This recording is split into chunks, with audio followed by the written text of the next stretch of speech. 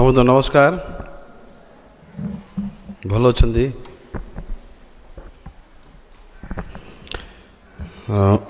Bible खोलिबा एब्री 10 पर्व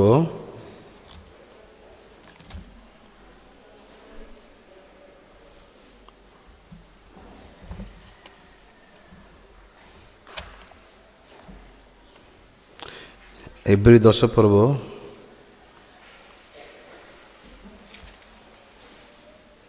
19 पदरू देखा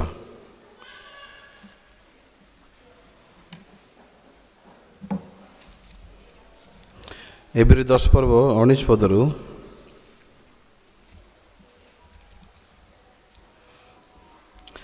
अतः हे भाई माने जीशु विच्छेद वस्त्र अर्थात अपना शरीर द्वारा जो नूतन और जीवनदायक पथ आम निमंते प्रस्तुत करी सही पथरे जीशु रक्त द्वारा महापवित्र स्थान में प्रवेश करने निमंते आम मान साहस थिबारु पुणी ईश्वर गृह उपर नियुक्त आम जड़े महान जाजक थिबारु आस आमे माने हृदय प्रक्षालन द्वारा कलुषित विवेक शुचीकृत और निर्मल जल धौत शरीर हो सरल हृदय सह पूर्ण विश्वास ईश्वर निकटवर्ती हेउ आमे माने जो भरोसा स्वीकार करुअछु ताहा अटल भाव दृढ़ करी धरू कारण जे प्रतिज्ञा करी से विश्वस्त पुणी प्रेम और सत्क्रिय प्रवर्ताइबा निमंते परस्पर विषय मनोयोग करू आ कहीं जेपरी आम मंडली उपासना परित्याग करि सेमाने जेपरी न करू सेपरी आमे माने सेपरी न करू बरं परस्पर को उत्साह देऊ विशेषतः जेतेबेले तुमने प्रभु को दिन निकटवर्ती हो आसुअछि बोले देखुअछ कारण सत्य ज्ञान लाभ कला परे जदि आमने स्वेच्छापूर्वक पाप करूथाउ तेबे पापार्थक बलि आउ अवशिष्ट न थाए बरं विचार एक प्रकार भयंकर प्रतीक्षा और विपक्ष मानू ग्रासकारी अग्निर प्रचंडता अवशिष्ट थाए सही कहीं मशा व्यवस्था को अमान्य कले से दया प्राप्त न हो 2 किंबा 3 जनक साक्षी प्रमाण रे हत हुए तेबे भावी देख जे ईश्वर पुत्र को पददलित करिअछि नियमर जो रक्त द्वारा से पवित्रीकृत होइथिला ताहाको सामान्य विषय बोली मन करिअछि और अनुग्रहदाता आत्मा को अपमानना करिअछि से केड़े अधिक गुरुतर दंडर योग्य न हबो कारण प्रतिशोध नेबा आमर अधिकार आमे प्रतिफल देबा जे एही कथा कही अछंती ताहाको आमने जानू पुनश्च प्रभु अपना लोक मन को विचार करिवे जीवित ईश्वर हस्तरे पड़ा भयंकर विषय किंतु आलोक प्राप्त है उतारे जेतेबेले तुमने नाना दुख भोग स्वरूप कठोर संग्राम सहयोग करथिलो से पूर्व समय को स्मरण में आण एक दिगरे तिरस्कार और क्लेश द्वारा कौतुकास्पद होइथिलो अन्य दिगरे सही प्रकार व्यवहार पाउथिबा लोक मानकर सहभागी होइथिलो कारण तुमे माने बंदी मानक सहित दुख भोग करथिलो आउ तुम निजर जे अधिक उत्तम और नित्यस्थायी संपत्ति अछि यह जानी आनंद तुम संपत्ति को लुंठन सहयोग करथिलो तुम मानकर संपत्तिर लुंठन सहयोग करथिलो अतएव तुम मानक साहस परित्याग कर नाही सेथिर महापुरस्कार अछि जणु तुम्हें माने जेपरि ईश्वर को इच्छा साधन करी प्रतिज्ञार फल प्राप्त होई पारो एथि निमंते तुम मानकर धैर्यशील हेबा प्रयोजन कारण अत्यल्प समय मात्र जहाँ को आगमन करिवार अछि से आगमन करिवे और विलंब करिवे नहीं आम्भर धार्मिक व्यक्ति विश्वास द्वारा बंचिबो किंतु जदि कहीं पश्चात्पद हुए ताहले आम्भर आत्मा ताठारे संतुष्ट नुहे मात्र जो माने विनाश निमंते पश्चात्पद हुअन्ति आमे माने सेमानकर दलर लोक नुहु किंतु जो माने आत्मार परित्राण निमंते विश्वास करती आमे माने सेमानकर दलर लोक अटु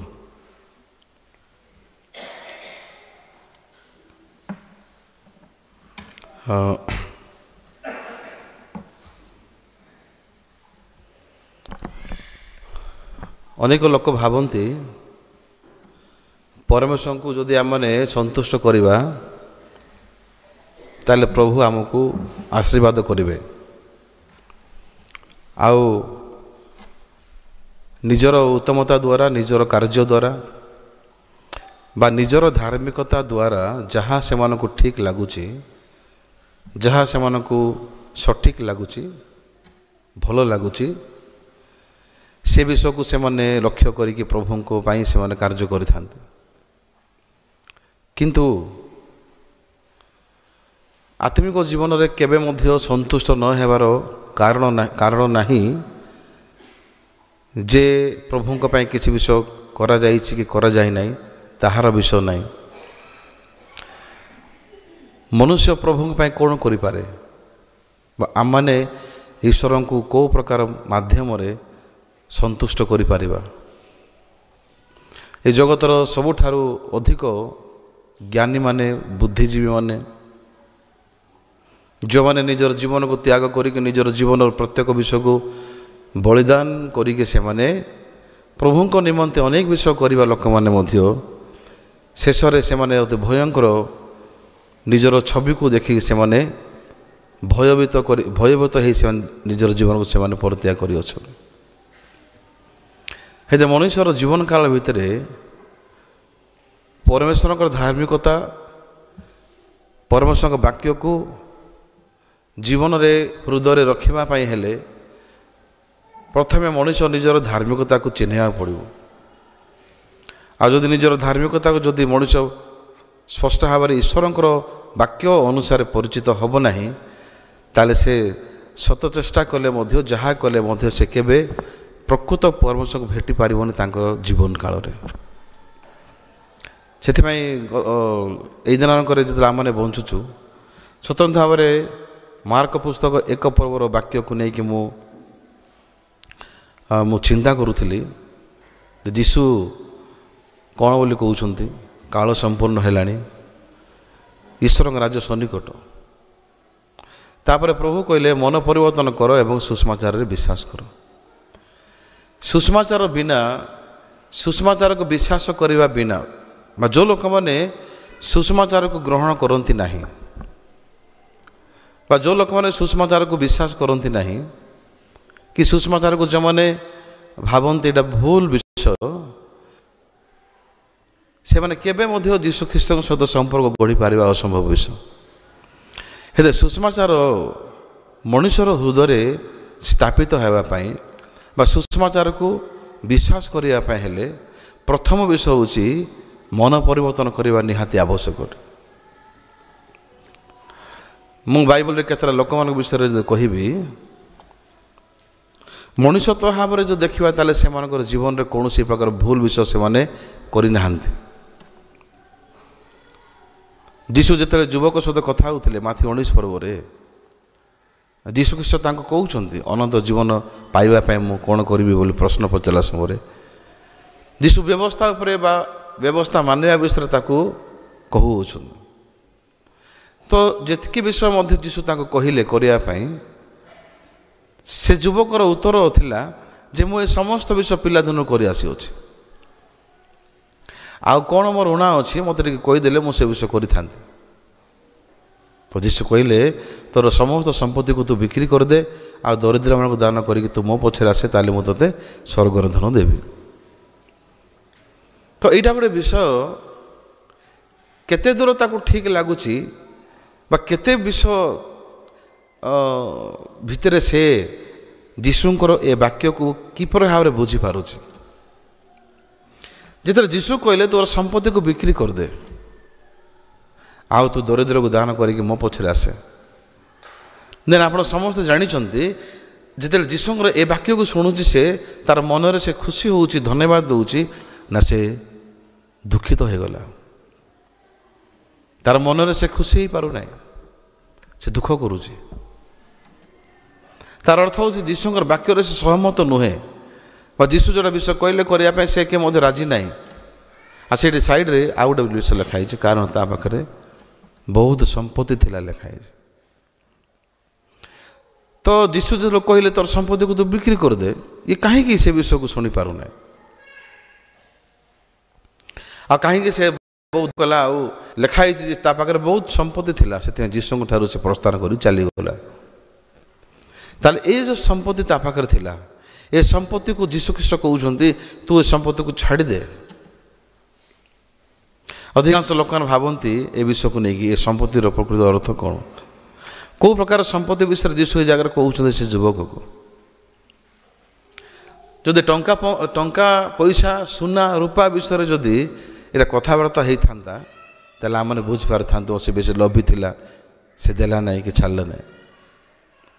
କିନ୍ତୁ ଟପିକ୍ ହେଉଛି ଯେ ଅନନ୍ତ ଜୀବନ ପାଇବା ପାଇଁ ମୋତେ କ'ଣ କରିବାକୁ ପଡ଼ିବ। ତ ବାଇବଲରେ କେଉଁ ଜାଗାରେ ମୋତେ ଲେଖା ହିଁ ନାହିଁ, ଯୀଶୁ କେବେ ମୋତେ କହିନାହାନ୍ତି ତୁମର ଧନ ତୁମର ସବୁ ସମ୍ପତ୍ତିକୁ ତୁମେ ଛାଡ଼ିଦିଅ ତାହେଲେ ମୁଁ ତୁମକୁ ସ୍ୱର୍ଗ ଦେବି। ତାହେଲେ ଯଦି ସେମିତି କହିଥାନ୍ତେ ଆଜି ଆମମାନେ ଏଇ ଜାଗାରେ ବସି ଖାଲି ଟଙ୍କା ଆଗ ଦେଇଥାନ୍ତୁ, କାହାର କେତେ ଟଙ୍କା ହେଲା ହିସାବ କରାଇଥାନ୍ତା, ତ ସେଠି ଗୋଟେ ଟାର୍ଗେଟ୍ ଥାନ୍ତା। ଯୋହନ 5 ପରେ ମଧ୍ୟ ବେଥେସ୍ଦା ପୋଖରୀ ପାଖରେ ସେଠି ପୋଖରୀରେ ଯେଉଁ ଲୋକମାନେ ପ୍ରଥମେ ସେ ପାଣି ହଲିଲା ସମୟରେ ଦୂତ ଆସିକି ପାଣି ହଲେଇବ, ଆଉ ଯିଏ ପ୍ରଥମେ ଛୁଇଁବ ଆଉ ସେ ଯେକୌଣସି ରୋଗରେ ଆକ୍ରାନ୍ତ ହୋଇଥିଲେ ମଧ୍ୟ ସେ ସୁସ୍ଥ ହେବ। ଯଦି ପ୍ରକୃତରେ ବେଥେସ୍ଦା ପୋଖରୀର ପାଣିରେ ଦୂତ ଆସିକି ହଲେଇଲା ସମୟରେ ସୁସ୍ଥତା ଥିଲା ତାହେଲେ ଆଜି ପର୍ଯ୍ୟନ୍ତ ସେ ପ୍ରଥା ମାନେ ବ୍ୟବହାର କରିଥାନ୍ତି। ବାଇବଲରେ ଅନେକ ଗୁଡ଼ିଏ ବିଷୟ ଯୀଶୁ ଯେତେବେଳେ କହିଛନ୍ତି ଲୋକମାନେ ସେ ବିଷୟକୁ ବୁଝି ନ ପାରନ୍ତି।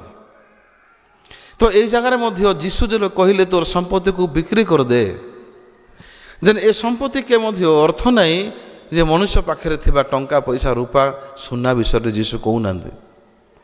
ମଣିଷର ସବୁଠାରୁ ବହୁତ ବଡ଼ ସମ୍ପତ୍ତି ଯାହାକି ସେ ନ ଛାଡ଼ିଲେ ସେ କେବେ ସ୍ୱର୍ଗ ରାଜ୍ୟ ପାଇପାରିବ ନାହିଁ। ତାହେଲେ ଏ ସମ୍ପତ୍ତି କ'ଣ? ଏ ସମ୍ପତ୍ତିର ଅର୍ଥ ହେଉଛି, ଅନ୍ୟ ଅର୍ଥ ହେଉଛି ମନୁଷ୍ୟର ଧାର୍ମିକତା। ଯେଉଁ ସମୟରେ ମଣିଷ ଏହି ପ୍ରକାର ଭାବନାରେ ପଡ଼ିଯାଉଛି ମୁଁ ଠିକ୍ ଲୋକ, ମୁଁ ସବୁକିଛି କରିପାରିବାର ଲୋକ, ମୁଁ ଜାଣିଛି,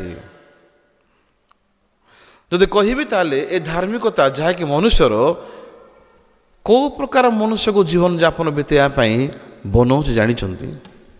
ଦାମ୍ଭିକ ଉଚ୍ଚ ହୃଦୟ, ପ୍ରଭୁଙ୍କ ବାକ୍ୟକୁ ପରିତ୍ୟାଗ କରିବାଟା, ପ୍ରଭୁଙ୍କ ବାକ୍ୟକୁ ଖାତିର ନ କରିକି ସେ ନିଜକୁ ଗୋଟେ ଆଇଡଲ ଭାବରେ ବା ନିଜକୁ ଗୋଟେ ବହୁତ ମହାନ ଲୋକ ଭାବରେ ବନେଇବା ପାଇଁ ମନୁଷ୍ୟର ଧାର୍ମିକତା ମନୁଷ୍ୟକୁ ତାଲିମ ଦେଇଥାଏ। ସେଥିରେ ରମ୍ୟ ପୁସ୍ତକ ଲେଖା ହେଇଛି ମନୁଷ୍ୟ ଈଶ୍ୱରଙ୍କ ଧାର୍ମିକତାରେ ବଶୀଭୂତ ନ ହୋଇ ନିଜ ନିଜ ଧାର୍ମିକତାରେ ସେମାନେ ଚେଷ୍ଟା କରୁଛନ୍ତି ଦେଖିବା ପାଇଁ। ଦେନ୍ ଗୋଟେ ପଟେ ପ୍ରଭୁଙ୍କର ଧାର୍ମିକତା ଈଶ୍ୱରଙ୍କ ଧାର୍ମିକତା ଅଛି, ଆଉ ଗୋଟେ ପଟେ ମନୁଷ୍ୟର ଧାର୍ମିକତା ଅଛି। ମନୁଷ୍ୟର ଧାର୍ମିକତା କାହିଁକି ଈଶ୍ୱର ଗ୍ରହଣ କରିବେ ନାହିଁ? ମନୁଷ୍ୟର ଧାର୍ମିକତାର ଯାହା ମଧ୍ୟ ବାହାରି ଆସୁଛି ଈଶ୍ୱର କାହିଁକି ଇଣ୍ଟରେଷ୍ଟ ନାହାନ୍ତି ଜାଣିଛନ୍ତି? କାରଣ ମନୁଷ୍ୟର ଧାର୍ମିକତା କେବେ ମଧ୍ୟ ପରମେଶ୍ୱରଙ୍କର ଆତ୍ମାଙ୍କ ଦ୍ୱାରା ଚାଳିତ ହୋଇକି କିଛି ବିଷୟ ହେଇନଥାଏ। ଏତେ ଉତ୍ତମ ଦେଖାଯାଇଥାଏ, ଭଲ ଦେଖାଯାଉଛି ମଣିଷର ଉତ୍ତମତା, ମଣିଷର ଭଦ୍ରତା, ମଣିଷର ଧାର୍ମିକତାରୁ ଯେକୌଣସି ବିଷୟ ଦେଖାଯାଉଛି ଉତ୍ତମ, ଅଳ୍ପ ସମୟ ଗଲା ପରେ ସେଟା ବହୁତ ଭୟଙ୍କର ଭାବରେ ମୁଖ ବଦଳି ଯାଉଛି। ଯଦି କଇନଙ୍କ ବିଷୟରେ ଚିନ୍ତା କରିବା, କଇନ ମଧ୍ୟ ଗୋଟେ ଭଲ ହୃଦୟରେ ପ୍ରଭୁଙ୍କ ନିମନ୍ତେ ସେ ବହୁତ ଭଲରେ ଫଳମୂଳ ସେମାନେ ସେ ପ୍ରସ୍ତୁତ କରିକି ପ୍ରଭୁଙ୍କ ପାଖରେ ସେ ନୈବେଦ୍ୟ ଦେଲା ଆଶୀର୍ବାଦ ପାଇବା ପାଇଁ। କିନ୍ତୁ ବାଇବଲରେ ଲେଖା ହେଇଛି ପରମେଶ୍ୱର କଇନଙ୍କୁ ଆଉ କଇନଙ୍କର ନୈବେଦ୍ୟକୁ ଅଗ୍ରାହ୍ୟ କଲେ। କିନ୍ତୁ ବାଇବଲରେ ଲେଖା ହେଇଛି ଈଶ୍ୱର ହେବଲଙ୍କର ନୈବେଦ୍ୟକୁ ଗ୍ରହଣ କଲେ। କିନ୍ତୁ ହେବଲଙ୍କର ନୈବେଦ୍ୟ କେବେ ମଧ୍ୟ ହେବଲଙ୍କର ଜ୍ଞାନ ବୁଦ୍ଧିରେ କି ହେବଲଙ୍କର ପରିଶ୍ରମରେ ହେଇନାହିଁ। ହେବଲ ଗୋଟେ ମେଷର ମେଦଆରି ରକ୍ତକୁ ସେ ସମର୍ପଣ କଲେ ପ୍ରଭୁଙ୍କ ପାଖରେ। କିନ୍ତୁ କଇନ ଯେତେବେଳକୁ ନୈବେଦ୍ୟ ଉତ୍ସର୍ଗ କରୁଅଛି ସେହି ସମୟରେ ସେ ଭୂମିରୁ ଜାତ ଫଳମୂଳ ପନିପରିବା ଦେଉଛି ଲେଖା ହେଇଛି ବାଇବଲରେ। ତାହେଲେ ଆଦି ପୁସ୍ତକ 3 ପର୍ବ ଲେଖା ହେଇଛି ପରମେଶ୍ୱର ଭୂମିକୁ ଅଭିଶାପ ଦେଇ ଅଛନ୍ତି ବୋଲି ଲେଖା ହେଇଛି। ସେଥିପାଇଁ ପ୍ରଭୁ କ'ଣ କହିଲେ? ତୁମ ସକାଶେ ଭୂମି ଶାପଗ୍ରସ୍ତ ହେଲା। ସେଥିପାଇଁ ବିବ୍ଲିକାଲି ଭୂମିର ଅର୍ଥ ହେଉଛି ମନୁଷ୍ୟର ଶରୀର। ସେଥିପାଇଁ ବାଇବଲ ଲେଖା ହେଇଛି 14 ପଦରେ ଆଦି ପୁସ୍ତକ 3ରେ କ'ଣ ବୋଲି? ଯେ ତୁମେ ଏ ସମସ୍ତ କାର୍ଯ୍ୟ କରିବା ହେତୁରୁ ତୁମେ ସମସ୍ତ ଗ୍ରାମ୍ୟ ବନପଶୁଠାରୁ ଅଧିକ ଶାପଗ୍ରସ୍ତ ହେଲ। ତୁମେ ଆପଣ ପେଟ ଦେଇ ଗମନ କରିବ, ପୁଣି ଯାବଜୀବନ ଧୂଳି ଖାଇବ। ଆଜି ମଣିଷର ବାସ୍ତବିକ ତା ଦେଖିବା ମନେ, ମଣିଷର ପ୍ରକୃତିକୁ ଦେଖିବା ମନେ। ଗୋଟେ ସାଇଡ଼୍ରେ ଭଲ ବିଷୟ ବାହାରୁଛି ମଣିଷର, ଆଉ ଗୋଟେ ସାଇଡ଼୍ରେ ଖରାପ ବିଷୟ ବାହାରୁଛି। ଆମେ ରାଗିବାଟା ମଧ୍ୟ ଆମର ପରିଚୟ, ଆମେ ନମ୍ର ହେବାଟା ମଧ୍ୟ ଗୋଟେ ପରିଚୟ ଅଛି। आमे सत कथा कहबार मत परिचय आमर परिचय को आमे देई पारिबा मिछ कहबाटा मत परिचय आम पाखरे अछि आमर छवि होउछि आमे रागिबाटा मध्य आमर छवि आमे नम्र है कि धीर स्वर रे कथा बाटा मध्य आमर प्रकृति छवि किंतु समस्या होउछि बाइबल रे एमिति लिखाइछि जे कोनोसी भल गछ मंद फळी पारिबो नाही एबे कोनोसी मंद गछरु भल फळी पारिबो नाही आमीन भल गछर भल फळिबो मंद गछर मंद फळिबो हेले जदि भल गछ आर मंद गछ को जदि आमे तुलना करिबा जीशु ख्रीष्ट सहित मनुष्य को सहित भल गछ को जदि आमे जीशु सहित तुलना करि पारिबा ना भल गछ को आमे मनुष्य सहित तुलना करि पारिबा मंद गछ को जदि आमे जीशु सहित तुलना करि पारिबा ना मंद गछ को आमे मनुष्य को आमे बुझिबार तुलना करि पारिबा भल गछर जदि आमे उपाधि दउछ भल गछ सहित जदि आमे ए मनुष्य आर जीशु विषय जदि कंपेयर करिया ताले आमे निश्चित भाव भल गछ को आमे जीशु ख्रीष्ट को आमे कहबा मंद गछ को आमे कहा को उपाधि देबा मु निजे मनुष्य हे जदि भल गछर मंद फळी पारिबो नाही जीशु ख्रीष्ट थार के मते मंद आसीबो कि जीशु ख्रीष्ट थार मिछ आसीबो कि जीशु ख्रीष्ट ठार लोभ हिंसा कपट व्यभिचार हत्या करिवार मन ए जगह अछि कि जीशु भितर नहीं ताले भल गछरु केबे मध्य मंद फळी पारिबो नाही जीशु को ठारू केबे मध्य मंद आसीबो नाही जीशु ख्रीष्ट ठारे कोनोसी पाप नाही जीशु ख्रीष्ट ठारे कोनोसी लोभ हिंसा कपट नाही किंतु मनुष्य को जो देखिए मैंने चेष्टा कले मनुष्य को भल गछ कही पार कि मनुष्य को आम मंद गछ सहित तुलना कर जदि लिखाई बाइबल जे मंद गछरु भल फलिबो नाही ताले मनुष्य केंति भल फली पारिबो हे मनुष्यर उत्तमता अल्प समय देखा जाउछि भल परि उत्तम परि किंतु कईन जो लोक भल रूप देखा प्रभु परिश्रम करुच्ची झाल बोची से कष्ट जमी से काम करुँच जो समय परमेश्वर कईनगर नैवेद्य अग्राह्य करुँच कईनर आउ गोटे रूप बाहरी आसूँ नम्र रूप ना क्रोधर रूप राग ना से तार भाई हेबल को हत्या करुच्ची लिखाई बाइबल से प्रभु को रागुची से कहीं परमेश्वर हेबलंकर नैवेद्य ग्रहण कले कारण हेबल वर्तमान गोटे मेषर मेद आरी रक्त को देले लिखाई कि जगह मेषर मेद आ रक्तर अर्थ कौन जमीती आदिपुस्तक 40 पर्व पान पात्र बाहक स्वप्न देखिले स्वप्न तीन टा द्राक्षार शाखा थिला फल है फूल फूल होइके फल है पाचिला से द्राक्षा रस चिपिटिक जाई राजा फारों पाख दे जाऊँ जोसेफ से उत्तर कले जे 3 दिन मध्य तमें आउ थे पुनर्बार तुम कर्म निजुक्त पदवी हम तेन स्पष्ट भाव में बुझीपर मनुष्यर धार्मिकता मनुष्य को केबे मध्य पवित्र बनै पारिबो नाही मनुष्यर धार्मिकता मनुष्य के मध्य सूची बनै पारिबो नाही मनुष्यर धार्मिकता मनुष्य को के मध्य सिद्ध बनै पारिबो नाही मनुष्यर धार्मिकता बहुत कॉम्प्लिकेटेड बहुत जटिल मनुष्यर जदि प्रकृति देखा अरे गत दिन मानक से जन को 1000 टंका दान देदेला आज जन को से मर्डर करदेला बहुत दिन पूर्व कथा गोटे गाड़ी रे 2 जन पुरुष और स्त्री से माने भूली जाउथिले हेले भोक लगिलार से माने गोटे रेस्टोरेंट रे पसिले आ से माने चिकेन पकड़ा मागिले खाया पार्सल कर दियंतु कहले तो दुकानी वाला चिकेन पकड़ा पार्सल करदेले पार्सल कला पर से लोक को देदेल से पैसा देकर से गाड़ी रे बसिक पार्सल धरिक पलैले किसी बाट गला पर से माने रास्ता साइड रे गाड़ी लगेले आ गाड़ी की खाइबो बोली कहला से पॉकेट रो कोन बाहरला से पैकेट रो पकड़ा बाहरला नहीं बेंडेलटे टंका थिला ये लोग देखिक आश्चर्य गला अरे ଏତେ ଟଙ୍କା ନାଇଁ ନାଇଁ ଏଇଟା ଭଲ ନାହିଁ, ଏଇଟା ଫେରେଇ ଯିବା ଭଲ। ଆମେ ତ ପକଡ଼ା ମାଗିଥିଲୁ, କିନ୍ତୁ ଏଇଟା ଟଙ୍କା ଏ ପ୍ୟାକେଟ୍ଟା କେମିତି ଆସିଲା କହିକି ସାର୍ ଗାଡ଼ି ବୁଲେଇକି ଗଲେ ରେଷ୍ଟୁରାଣ୍ଟକୁ। ଆଜ୍ଞା ଆପଣ ଭୁଲ ବିଷୟ ଦେଇଛନ୍ତି, ଆମେ ଆପଣଙ୍କୁ ଚିକେନ୍ ମାଗିଥିଲୁ, ଆପଣ କାହିଁକି ଟଙ୍କା ଦେଲେ? ଯାଉ ଆପଣ ନେଇଥିଲେ କି? ଆକ୍ଚୁଆଲି ଆମର ରେଷ୍ଟୁରାଣ୍ଟରେ ଗୋଟେ ନୂଆ ଏମ୍ପ୍ଲୟି ଜଏନ୍ କରୁଛନ୍ତି, ସେ ପ୍ୟାକେଟ୍ରେ ପଇସା ଆମେ ବ୍ୟାଙ୍କକୁ ପଠାଇବାଟା, ସେ ପକଡ଼ାକୁ ବ୍ୟାଙ୍କକୁ ପଠାଇ ନେଇଗଲା ସେ, ଆଉ ଟଙ୍କା ତୁମକୁ ଭୁଲରେ ଦେଇଦେଲା। ସେ ସମୟରେ ସେ ଦୋକାନୀବାଲା ଏ ଲୋକର ପଇସା ଫେରାଇବାଟା ଦୃଶ୍ୟ ଦେଖି ଖୁସି ହେଇଥିବ ନା ନାହିଁ? ସେ ହେଲେ ଏମିତିକାର ଲୋକ ଦୁନିଆରେ ପାଇବାଟା ବହୁତ କଷ୍ଟ। ଆସ ଆସ ଆସ ଆସ। ସେଠି ମିଡ଼ିଆ ବାଲାମାନେ ସବୁ ଥିଲେ, ତ ମିଡ଼ିଆ ବାଲାମାନଙ୍କୁ ଡାକିଲେ, ସେ ଦୋକାନବାଲାକୁ କହିଲେ ଜଲ୍ଦି ଆସ, ଏମିତିକା ଲୋକମାନଙ୍କୁ ପାଇବାଟା ବହୁତ କଷ୍ଟ, ଜଲ୍ଦି ଜଲ୍ଦି ଏମାନଙ୍କର ପେପରରେ ବାହାର କର ଯେ ଏମିତିକା ଲୋକମାନେ ବର୍ତ୍ତମାନ ପଇସା ଫେରି ଆସିଲେ।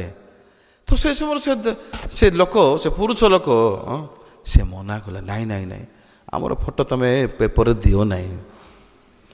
ତ ଏଇଟା ଶୁଣିକି ବର୍ତ୍ତମାନ ସେ ଲୋକ ଦୋକାନୀବାଲା ଆହୁରି ଖୁସି ହେଲା, ବା ଦେଖ ଏତେ ଭଦ୍ର କାମ, ଏତେ ଭଦ୍ର ଲୋକ ହେଇକି ମଧ୍ୟ, ଏତେ ଭଲ କାମ କରିକି ମଧ୍ୟ ନିଜର ମୁହଁ ବି ଦେଖିବା ପାଇଁ ଚାହୁଁନାହାନ୍ତି। ମାନେ କେତେ ନମ୍ବର ଲୋକ, କେତେ ଭଲ ଲୋକ ଏମାନେ।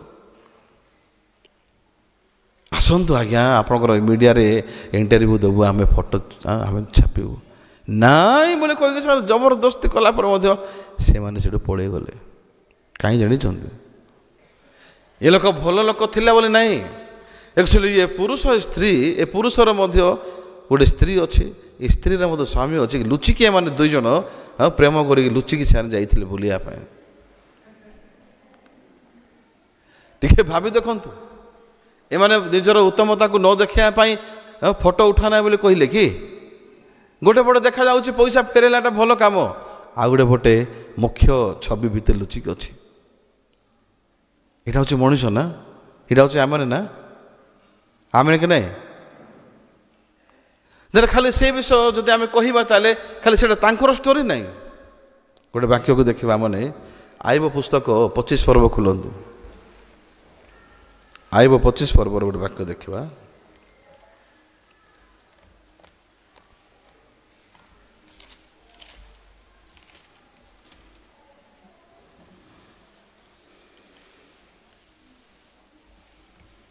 ହଁ, 25 ପର୍ବର 4 ପଦ ଦେଖିବା। ମାନେ ଆଇବ 25 ପର୍ବର 4 ପଦ। ତେବେ ମନୁଷ୍ୟ କି ରୂପେ ପରମେଶ୍ୱରଙ୍କ ସାମ୍ନାରେ ଧାର୍ମିକ ହୋଇପାରେ ପାରିବ, ବା ସ୍ତ୍ରୀ ଜାତ ଲୋକ କିପରି ସୂଚି ହୋଇପାରିବ? 5 ପଦ, ଦେଖ ତାହାଙ୍କ ଦୃଷ୍ଟିରେ ଚନ୍ଦ୍ର ହିଁ ନିସ୍ତେଜ ଅଟେ ଓ ତାରାଗଣ ନିର୍ମଳ ନୁହନ୍ତି। ତେବେ କୀଟ ମାତ୍ର ମନୁଷ୍ୟ କ'ଣ ଓ କୃମି ମାତ୍ର ମନୁଷ୍ୟ ସନ୍ତାନ କ'ଣ? ଯେଉଁ ପର୍ଯ୍ୟନ୍ତ ମଣିଷ ନିଜର ଧାର୍ମିକତାର ପରିଚୟ ପାଇନି ସ୍ପଷ୍ଟ ଭାବରେ, ସେ ଲୋକର ମୁଖରେ ହିଁ ନିଜକୁ ଠିକ୍ ଦେଖାଇବାର, ନିଜକୁ ଉତ୍ତମ ବୋଲି ଦେଖାଇବାର, ନିଜକୁ ଭଲ ଲୋକ ବୋଲି ଦେଖାଇବା ପାଇଁ ସେ ଚେଷ୍ଟା କରିଥାଏ। ମାତ୍ର ବାଇବଲ ଅନୁସାରେ ରୋମିଓ 3 ପର୍ବର 19 ପଦରେ ଲେଖା ହେଇଛି। ବାଇବଲରେ ଅନେକ ଥର ଏ ବାକ୍ୟ ଆମେ ଶୁଣିଛୁ। ରୋମିଓ 3 ପର୍ବର 19 ପଦରେ କ'ଣ ଲେଖା ହେଇଛି ସେଟା ମଧ୍ୟ ମୁଁ ପଢ଼ିବାକୁ ଚାହୁଁଛି, ଦେଖେଇଦେବି। ରୋମିଓ 3 ପର୍ବର 19 ପଦରେ ଗୋଟେ ବାକ୍ୟ ଲେଖା ହେଇଛି, ଆଉ ଆମ୍ଭେମାନେ ତ ଜାଣୁ ଯେ ବ୍ୟବସ୍ଥା ଯାହା ଯାହା କୁହେ ସେହିସବୁ ବ୍ୟବସ୍ଥାଧୀନ ଲୋକମାନଙ୍କୁ କୁହେ, ଯେପରି ପ୍ରତ୍ୟେକ ମୁଖ ବନ୍ଦ କରାଯିବ ଓ ସମସ୍ତ ଜଗତ ଈଶ୍ୱର ବିଚାରରେ ଦଣ୍ଡନୀୟ ହେବ। ପ୍ରଭୁ ଅଲରେଡ଼ି ଡିକ୍ଲେୟାର କରିସାରିଛନ୍ତି ଯେ ମଣିଷର ଧାର୍ମିକତା କେବେ ମଧ୍ୟ ମଣିଷକୁ ପ୍ରଭୁଙ୍କ ରାସ୍ତାରେ ସେ ପ୍ରଭୁଙ୍କୁ ସନ୍ତୁଷ୍ଟ କରିବା ବିଷୟ କି ସେ ନିଜକୁ ମଧ୍ୟ ତାର ଧାର୍ମିକତାରେ ଉଦ୍ଧାର କରିପାରିବ ନାହିଁ। ସେଥିପାଇଁ ଆମର ଜୀବନ କାଳରେ ଆମମାନଙ୍କର ଧାର୍ମିକତାର ବସ୍ତ୍ର ଯାହାକି ଆମମାନେ ପିନ୍ଧି ଅଛୁ, ଯେଉଁ ଧାର୍ମିକତାର ବସ୍ତ୍ର ଦ୍ୱାରା ଆମମାନେ ନିଜର ଇମେଜକୁ ବନେଇବା ପାଇଁ, ଆମକୁ ଗୋଟେ ନିଜର ଛବିକୁ ଦେଖିବା ପାଇଁ ଆମମାନେ ଚେଷ୍ଟା କରିଥାଉ, ବାସ୍ତବିକ ଭାବରେ ଦେଖିଲେ ସେ ଧାର୍ମିକତା ପ୍ରକୃତରେ କେବେ ମଧ୍ୟ ପ୍ରଭୁଙ୍କ ସାମ୍ନାରେ ଗ୍ରହଣଯୋଗ୍ୟ ହୋଇପାରିବ ନାହିଁ। ହେଲେ ମନ ପରିବର୍ତ୍ତନ ଅର୍ଥ ହେଉଛି ବାଇବଲ ଅନୁସାରେ ଯେ ନିଜର ଧାର୍ମିକତାକୁ ପରିତ୍ୟାଗ କରିକି ଯୀଶୁଙ୍କର ଧାର୍ମିକତାକୁ ଗ୍ରହଣ କରିବାଟା ବିଶ୍ୱାସ ମାଧ୍ୟମରେ। ଆମେନ୍। ହେତେ ମନ ପରିବର୍ତ୍ତନ କର, ତାପରେ ସୁସମାଚାର ବିଶ୍ୱାସ କର ଲେଖା ହେଇଛି। ସେଥିପାଇଁ ମଣିଷ ନିଜର ଧାର୍ମିକତାକୁ ପରିତ୍ୟାଗ ନ କରିବା ପର୍ଯ୍ୟନ୍ତ ତା ଭିତରେ କେବେ ମଧ୍ୟ ଈଶ୍ୱରଙ୍କ ଗୋଟିଏ ବାକ୍ୟ ମଧ୍ୟ ପ୍ରବେଶ କରିପାରିବ ନାହିଁ।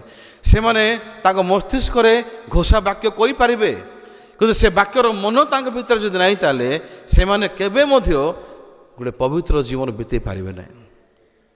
ଯଦି ପ୍ରାକ୍ଟିକାଲି ଯଦି ଆମେ ଦେଖିବା, ତାହେଲେ ବାସ୍ତବିକ ଭାବରେ ଆମେ କେତେ ଭାଗ ଆମ ଜୀବନରେ ଯୀଶୁଙ୍କର ହୃଦୟକୁ ବ୍ୟବହାର କରୁଛୁ। ହଁ, ଧାର୍ମିକ ହେଲା ପରେ, ପରିତ୍ରାଣ ପାଇଲା ପରେ ଏଇଟା ନିଶ୍ଚିତ ଯେ ଆମମାନେ ମଦ ପିଉନୁ, କି ପୁଡ଼ିଆ ଖାଉନୁ, କି ଚୋରି କରୁନୁ, ମିଛ କହିବାଟା ପୁରା କମିଗଲା, ଫିଲ୍ମ ଦେଖୁନି ଆଉ ବେଶୀ ଟଙ୍କା ହେଉନାହିଁ। ହଁ, ନିଜକୁ ଦେଖୁଛି ମୁଁ ଧାର୍ମିକ ଲୋକ, ଆଉ ମୁଁ ବହୁତ ଭଲରେ ବଞ୍ଚୁଛି। କିନ୍ତୁ ବାଇବଲ ଲେଖା ହେଇଛି ସେଠି ଧାର୍ମିକ ମଧ୍ୟ ବିଚାରିତ ହେବ। ଧାର୍ମିକର ମଧ୍ୟ ବିଚାର ହେବ। ଧାର୍ମିକର ବିଚାର କ'ଣ? ଏଇଟା ନିଶ୍ଚିତ ଯେ ଧାର୍ମିକ ହେଲା ପରେ ମଣିଷ ଆଉ କେବେ ନରକକୁ ଯିବ ନାହିଁ। କାହିଁକି ଥରେ ଯେମିତି ଅଣ୍ଡା ଫାଟିଲା ପରେ ଚିଅଁ ବାହାରି ଆସିଲା, ସେ ଚିଅଁ ଯେମିତି ଆଉ ଥରେ ଅଣ୍ଡା ହେଇପାରିବ ନାହିଁ। ଥରେ ଯେଉଁ ମଣିଷ ଉର୍ଦ୍ଧ୍ୱରୁ ପରମେଶ୍ୱରଙ୍କ ଠାରୁ ବିଶ୍ୱାସ ପାଇବ ଧାର୍ମିକତାକୁ, କେମିତି? କେବଳ ଯୀଶୁଙ୍କର ରକ୍ତକୁ ବିଶ୍ୱାସ କରିବା ଦ୍ୱାରା, ଯୀଶୁ ଖ୍ରୀଷ୍ଟଙ୍କର କ୍ରୁଶକୁ ସେ ବିଶ୍ୱାସ କରିକି, ଯୀଶୁଙ୍କ ରକ୍ତକୁ ଗ୍ରହଣ କରିକି, ସେ ବିଶ୍ୱାସ ଦ୍ୱାରା ପରିତ୍ରାଣକୁ ସେ ପାଇବ। କାରଣ ଧାର୍ମିକତା ନିମନ୍ତେ ମଣିଷ ହୃଦୟରେ ବିଶ୍ୱାସ କରେ, ଆଉ ପରିତ୍ରାଣ ନିମନ୍ତେ ମୁଖରେ ସ୍ୱୀକାର করে ଲେଖା ହେଇଛି ବାଇବଲ। କିନ୍ତୁ ଆଜି ମୁଁ କହିବାକୁ ଚାହୁଁଛି, ପବିତ୍ର ଧାର୍ମିକତା ଆମେ ଈଶ୍ୱରଙ୍କ ଠାରୁ ପାଇଲା ପରେ ଏ ଧାର୍ମିକର ଜୀବନଯାପନ କଲା ସମୟରେ ଆମମାନଙ୍କୁ କେଉଁ ସ୍ଥିତିରେ ବଞ୍ଚିବାକୁ ପଡ଼ିବ? ଯୀଶୁ ଖ୍ରୀଷ୍ଟଙ୍କ ସହିତ ସଂଯୁକ୍ତ ହେଲା ପରେ, ପବିତ୍ର ହେଲା ପରେ, ଧାର୍ମିକ ହେଲା ପରେ, କିନ୍ତୁ ଏ ଧାର୍ମିକ ହେବାର ଅର୍ଥ ନାହିଁ ଯେ ଆମମାନେ ନିଜର ଉତ୍ତମତାରେ ଧାର୍ମିକ ହେଇଛୁ। ଧାର୍ମିକର ଅର୍ଥ ନାହିଁ ଏ ଜାଗାରେ ଯେ ମଣିଷ ନିଜର ଧାର୍ମିକତାରେ ଧାର୍ମିକ ହୋଇଅଛି। ଅନେକ ଲୋକମାନେ ଯେତେବେଳେ ନିଜକୁ ଦେଖୁଅଛନ୍ତି, ନିଜର ଦୃଷ୍ଟିରୁ ବିଚାର କରୁଛନ୍ତି, ସେମାନେ କେବେ ନିଜକୁ ଧାର୍ମିକ କହିପାରିବେ ନାହିଁ। କାହିଁକି? କାରଣ ସେମାନଙ୍କ ଦୃଷ୍ଟିରେ ସେମାନେ ମନ୍ଦ, କଦର୍ଯ୍ୟ, ମିଛୁଆ, ଠକ, ପାପ କରିବା ଲୋକ ସେମାନେ। ଏତେ ଅନେକ ଲୋକ କନଫ୍ୟୁଜ୍ ହେଇଯାଇଥାନ୍ତି।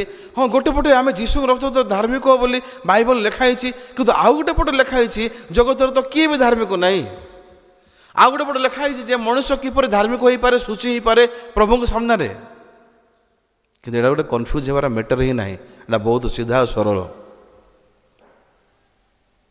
ପ୍ରଥମ ଜିନିଷ ହେଉଛି ଲୋକମାନେ ଭଲ କାହିଁକି ହେବା ପାଇଁ ଚାହାନ୍ତି?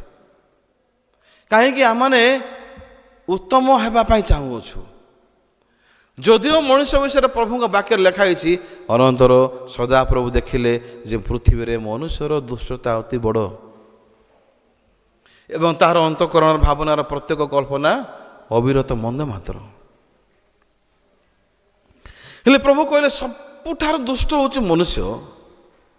ୟା ପଛରେ ପ୍ରଭୁଙ୍କର ହୃଦୟ କ'ଣ କହିବା ପାଇଁ ଚାହୁଁଛନ୍ତି ସେ? ଯଦି ଆମେ ଏ ବିଷୟକୁ ବିଶ୍ୱାସ କରିକି ଆମ ଜୀବନରେ ଆମେ ଦେଖିବା, ଆବିଷ୍କାର କରିବା ଯେ ଆମର ବିଗତ ବର୍ଷମାନଙ୍କ ଭିତରେ ଆମ ଜୀବନଯାପନ କଲା ସମୟରେ ଆମେ କ'ଣ ସତରେ ଏ ବାକ୍ୟକୁ ଗ୍ରହଣ କରିବା ପାଇଁ ଯୋଗ୍ୟ କି? ଏ ବାକ୍ୟକୁ ଆମେ ଗ୍ରହଣ କରିବା ପାଇଁ ସକ୍ଷମ କି? ଆମର ହୃଦୟରେ ସତରେ ମୁଁ ଗୋଟେ ଲୋକ ଯିଏକି ଜଗତରେ ସମସ୍ତଙ୍କ ଠାରୁ, ସବୁ ବିଷୟ ଠାରୁ ଅଧିକ ଦୁଷ୍ଟ ହେଉଛି ମୁଁ ବୋଲି ଯଦି ମୁଁ ଗ୍ରହଣ କରିବାର ହୃଦୟ ଯଦି ନାହିଁ, ତାର ଅନ୍ୟ ଅର୍ଥ ହେଉଛି ମୁଁ ଈଶ୍ୱରଙ୍କ ବାକ୍ୟକୁ ଫିଙ୍ଗି ଦେଉଛି। ସେଥିପାଇଁ ଏ ବିଷୟ ବହୁତ ଗୁରୁତ୍ୱପୂର୍ଣ୍ଣ ଆମର ଆତ୍ମିକ ଜୀବନକୁ ମେଣ୍ଟେନ୍ କରିବା ପାଇଁ। ସେଥିପାଇଁ ଯେମିତି ଯୀଶୁ କହିଲେ ମନ ପରିବର୍ତ୍ତନ ବିଷୟରେ, ଏ ମନ ପରିବର୍ତ୍ତନ ହେଉଛି ବହୁତ ବହୁତ ଗୁରୁତ୍ୱପୂର୍ଣ୍ଣ। ହେଲେ ପିତରଙ୍କୁ ମଧ୍ୟ ଯୀଶୁ ଖ୍ରୀଷ୍ଟ ବନେଇବା ପାଇଁ ବାଧ୍ୟ ହେଲେ, ଯଦିଓ ଯୀଶୁ ଖ୍ରୀଷ୍ଟଙ୍କର ସହିତ ପିତର ଲମ୍ବା ସମୟ ଧରିକି ବଞ୍ଚିଥିଲେ। ଅଫକୋର୍ସ ଏଇଟା ହେଉଛି ସତ ଯେ ପିତର ଯୀଶୁଙ୍କ ପାଖକୁ ଆସିଲା ପରେ ସେ ମଦ ପିଇ ନଥିବେ, ଗଞ୍ଜେଇ ପିଇ ନଥିବ, ଖରାପ କାମ କରିନଥିବେ, କିନ୍ତୁ ଏ ବିଷୟ ଠାରୁ ନ କରିକି ମଧ୍ୟ ଆହୁରି ଭୟଙ୍କର ବିଷୟ ପିତରଙ୍କ ପାଖରେ ଥିଲା, ଯାହାକି ପିତର ଜାଣୁନାହାନ୍ତି, ଯୀଶୁ ଜାଣୁଛନ୍ତି। କ'ଣ ସେଇଟା? ନିଜର ଚିନ୍ତାକୁ ସେ କେବେ ପରିତ୍ୟାଗ କରିନଥିଲେ। କେଉଁ ଚିନ୍ତା? ମୁଁ ଯୀଶୁଙ୍କ ପାଇଁ ବହୁତ ବଡ଼ ବିଷୟ ଛାଡ଼ିକି ଆସିଛି, ମୁଁ ଡଙ୍ଗା ଛାଡ଼ିଛି, ଘର ଛାଡ଼ିଛି, ମୋର ସାଙ୍ଗସାଥି ଛାଡ଼ିଛି, ମୋର ପରିବାର ଛାଡ଼ିଛି। ଆଜି ନିଜକୁ ପଚାରନ୍ତୁ ଆପଣ ଯେ ମୁଁ ପ୍ରଭୁଙ୍କ ସାମ୍ନାରେ କ'ଣ ସାକ୍ଷ୍ୟ ଦେଇପାରିବି ଯେଉଁ ସାକ୍ଷ୍ୟରେ ପ୍ରଭୁ ଗୌରବାନ୍ୱିତ ହେବେ। ରୋମିଓ 3 ଲେଖା ହେଇଛି ଯେ ମୋର ମିଥ୍ୟା ଦ୍ୱାରା ଈଶ୍ୱରଙ୍କର ସତ୍ୟ ଗୌରବ ଭାବରେ ପ୍ରଚୁର ଭାବରେ ବୃଦ୍ଧି ପାଇଲା, ତାହେଲେ ମୁଁ ଆଉ କାହିଁକି ପାପୀ ବୋଲି ବିଚାରିତ ହେବି। ହଁ, ଯୀଶୁଖ୍ରୀଷ୍ଟ ମଧ୍ୟ ବାକ୍ୟ ପ୍ରଚାର କରୁଥିଲେ, ପିତର ମଧ୍ୟ ବାକ୍ୟ ପ୍ରଚାର କରୁଥିଲେ। ଯୀଶୁଖ୍ରୀଷ୍ଟଙ୍କ ସହିତ ପିତର ବୁଲୁଥିଲେ, ଯୀଶୁଙ୍କ ପରି ପିତର ମଧ୍ୟ ସୁସମାଚାର ପ୍ରଚାର କଲେ। କିନ୍ତୁ ବର୍ତ୍ତମାନ ଯୀଶୁ ଯେତେବେଳେ ପିତରଙ୍କୁ କହୁଛନ୍ତି ଯେ ଆଜି 2 ଥର ଗୋଟେ ଡାକିଲା ପରେ ତୁ ମୋତେ 3 ଥର ସ୍ୱୀକାର କରିବୁ, ପିତର କ'ଣ କହିଲେ? ହଁ କହିଲେ ନା ନାଇଁ କହିଲେ? କେତେ ଥର ଶୁଣିଛୁ ଏଇଟା, ମାନେ ହିସାବ ନାହିଁ। ତୁ ମୋତେ 2 ଥର କୋଉଟା ଡାକିଲା ପରେ 3 ଥର ସ୍ୱୀକାର କରିବୁ ବୋଲି ଯୀଶୁ କହିଲେ, ଇଏ କାହିଁକି ନାହିଁ କହିଲା? ମଦ ପିଇ ନାହିଁ, ଗଞ୍ଜେଇ ପିଇ ନାହିଁ, ଯୀଶୁକୁ ଭେଟିଲା ପରେ କୌଣସି ଭୁଲ କାମ କରିନାହିଁ, କିନ୍ତୁ କାହିଁକି ସେ ବର୍ତ୍ତମାନ ଯୀଶୁକୁ ନାହିଁ ବୋଲି କହିଲା? ତାର ନାହିଁ କହିବାର ଅର୍ଥ ହେଉଛି ଯୀଶୁ କହିଥିବା ବିଷୟ ହେଉଛି ଭୁଲ। ନାହିଁ ମୁଁ ଆପଣଙ୍କୁ ସ୍ୱୀକାର କରିବି ନାହିଁ କହିବାର ଅନ୍ୟ ଅର୍ଥ କ'ଣ? ଯୀଶୁ ଆପଣ ଯେଉଁଟା କହିଲେ ଏଇଟା ଭୁଲ ବିଷୟ, ଏଇଟା ଠିକ୍ କହୁନାହାନ୍ତି ଆପଣ। ତାହେଲେ ପିତର ଯୀଶୁ ଠାରୁ ଅଧିକ ଜାଣିଛନ୍ତି, ପିତର ଯୀଶୁଙ୍କ ଠାରୁ ଅଧିକ ଆତ୍ମିକ, ପିତର ଯୀଶୁଙ୍କ ଠାରୁ ଅଧିକ ଜାଣିଛନ୍ତି ତା ବିଷୟରେ। ପିତରଙ୍କ ବିଷୟରେ ପିତର ଅଧିକ ଜାଣିଛନ୍ତି ନା ପିତରଙ୍କ ବିଷୟରେ ଯୀଶୁ ଅଧିକ ଜାଣିଥିବେ? କିନ୍ତୁ ପିତରଙ୍କର ହୃଦୟରେ, ପିତରଙ୍କ ଚିନ୍ତାରେ ଯୀଶୁ ପିତର ବିଷୟରେ ଜାଣିନାହାନ୍ତି। ବର୍ତ୍ତମାନ ପିତରଙ୍କ ଚିନ୍ତାରେ ପିତର ଭାବୁଛନ୍ତି ଯୀଶୁ ଜାଣିନାହାନ୍ତି ଆପଣ ମୋ ବିଷୟରେ, ମୋ ପାଖରେ କେମିତିକା ହୃଦୟ ଅଛି ଜାଣିଛନ୍ତି? ଆପଣଙ୍କ ପାଇଁ ମରିବା ପାଇଁ ମଧ୍ୟ ହୃଦୟ ଅଛି। କିନ୍ତୁ ଏଇଟା ହେଉଛି ଗୋଟେ ଭ୍ରମ ଚିନ୍ତା, ସତ ନାହିଁ। କିଛି ସମୟ ଗଲା ପରେ ପିତରଙ୍କ ପ୍ରକୃତ ଛବି ପ୍ରକାଶ ପାଇଲା। ସେ ଲୋକକୁ ମୁଁ ଜାଣିନାହିଁ, ସେ ଲୋକକୁ ମୁଁ ଜାଣିନାହିଁ, କାହିଁକି ସେ ଲୋକ ବିଷୟରେ ମୋତେ ହଇରାଣ କରୁଛ କହିକି। ତାର ଅର୍ଥ ହେଉଛି ପିତର ଗୋଟେ ମଣିଷ ଯୀଶୁଙ୍କ ବିଷୟରେ କହୁଛି, ଯୀଶୁଙ୍କ ବାକ୍ୟକୁ ସେ ଘୁଷୁଛି, ଯୀଶୁଙ୍କ ବାକ୍ୟକୁ ଇମିଡିଏଟ୍ କରି ଯୀଶୁ ଉପରେ କହୁଛି, କିନ୍ତୁ ତାର ହୃଦୟରେ ସେ ବାକ୍ୟ ନିଜ ପାଇଁ ପ୍ରବେଶ କରିପାରୁନାହିଁ। ଯେ ବାକ୍ୟ ଅନ୍ୟମାନଙ୍କୁ କହୁଛୁ ଆମମାନେ, ସେ ବାକ୍ୟ ନିଜକୁ କେ ମଧ୍ୟ କହିପାରୁଛୁ କି ଆମମାନେ? ଯଦି ସେ ବାକ୍ୟ ମୁଁ ଅନ୍ୟମାନଙ୍କ ପାଇଁ ପ୍ରୟୋଗ କରୁଛି, ସେ ବାକ୍ୟ ଯଦି ମୋ ପାଇଁ ମୁଁ ଯଦି ଗ୍ରହଣଯୋଗ୍ୟ କରିପାରୁନାହିଁ, ତାହେଲେ ମୁଁ ପ୍ରଚାରକ ନାହିଁ, ମୁଁ ଜଣେ ମର୍ଡରର ହତ୍ୟାକାରୀ। ଆମେ ବୁଝିପାରୁଛନ୍ତି? ଅଧିକରୁ ଅଧିକ ମାତ୍ରାରେ ଯଦି ପିତର ନିଜକୁ ଜାଣିବା ଦରକାର ଥିଲେ ଏ ଅଂଶକୁ ଜାଣିବା ନିହାତି ଆବଶ୍ୟକ ଥିଲା। କେଉଁ ଅଂଶକୁ? ସେ କେତେ ପ୍ରଚାର କରୁଛନ୍ତି ନାହିଁ, କେତେ ଲୋକ ତା ଦ୍ୱାରା ଯୀଶୁଙ୍କର ବାକ୍ୟ ଶୁଣୁଛନ୍ତି ସେଇଟା ନାହିଁ, କେତିକି ସମୟ ସେ ପ୍ରାର୍ଥନା କରୁଛନ୍ତି ସେଇଟା ନାହିଁ, କେତିକି ଅଫରିଂ ଦେଇଛନ୍ତି ଯୀଶୁଙ୍କ ପାଇଁ ସେଇଟା ନାହିଁ, କେତେ ସମୟ ସେ ଘର ଛାଡ଼ିକି ଯାଇଛନ୍ତି ସେଇଟା ଇମ୍ପୋର୍ଟାଣ୍ଟ ନାହିଁ। କିନ୍ତୁ କେତେ ପରିମାଣରେ ସେ ନିଜକୁ ପରିତ୍ୟାଗ କରିଅଛନ୍ତି, କେତେ ପରିମାଣରେ ସେ ନିଜକୁ ମିଥ୍ୟାବାଦୀ ବୋଲି ଜାଣିଛନ୍ତି, କେତେ ପରିମାଣରେ ସେ ନିଜର ଚିନ୍ତା ସତ ନାହିଁ ମିଛ ବୋଲି ଆବିଷ୍କାର କରୁଛନ୍ତି, ସେତେ ପରିମାଣରେ ତାଙ୍କର ହୃଦୟ ଯୀଶୁଙ୍କୁ ଗ୍ରହଣ କରିବା ପାଇଁ, ଯୀଶୁଙ୍କର ହୃଦୟକୁ ଗ୍ରହଣ କରିକି ବଞ୍ଚିବା ପାଇଁ ତାକୁ ସପୋର୍ଟ କରିବ। ଯଦି ମୋର ହୃଦୟରେ ମୁଁ ଠିକ୍ ଜାଗାରେ ଅଛି, ମାତ୍ର ମୁଁ ଯୀଶୁଙ୍କ ବାକ୍ୟ କହୁଛି, ମୋ ହୃଦୟରେ ମୁଁ ନିଜକୁ ଭଲ ଲୋକ ଭାବୁଛି, ତାହେଲେ ମୁଁ ଈଶ୍ୱରଙ୍କ ଠାରୁ ବିପରୀତ ଦିଗରେ ଯାଉଛି।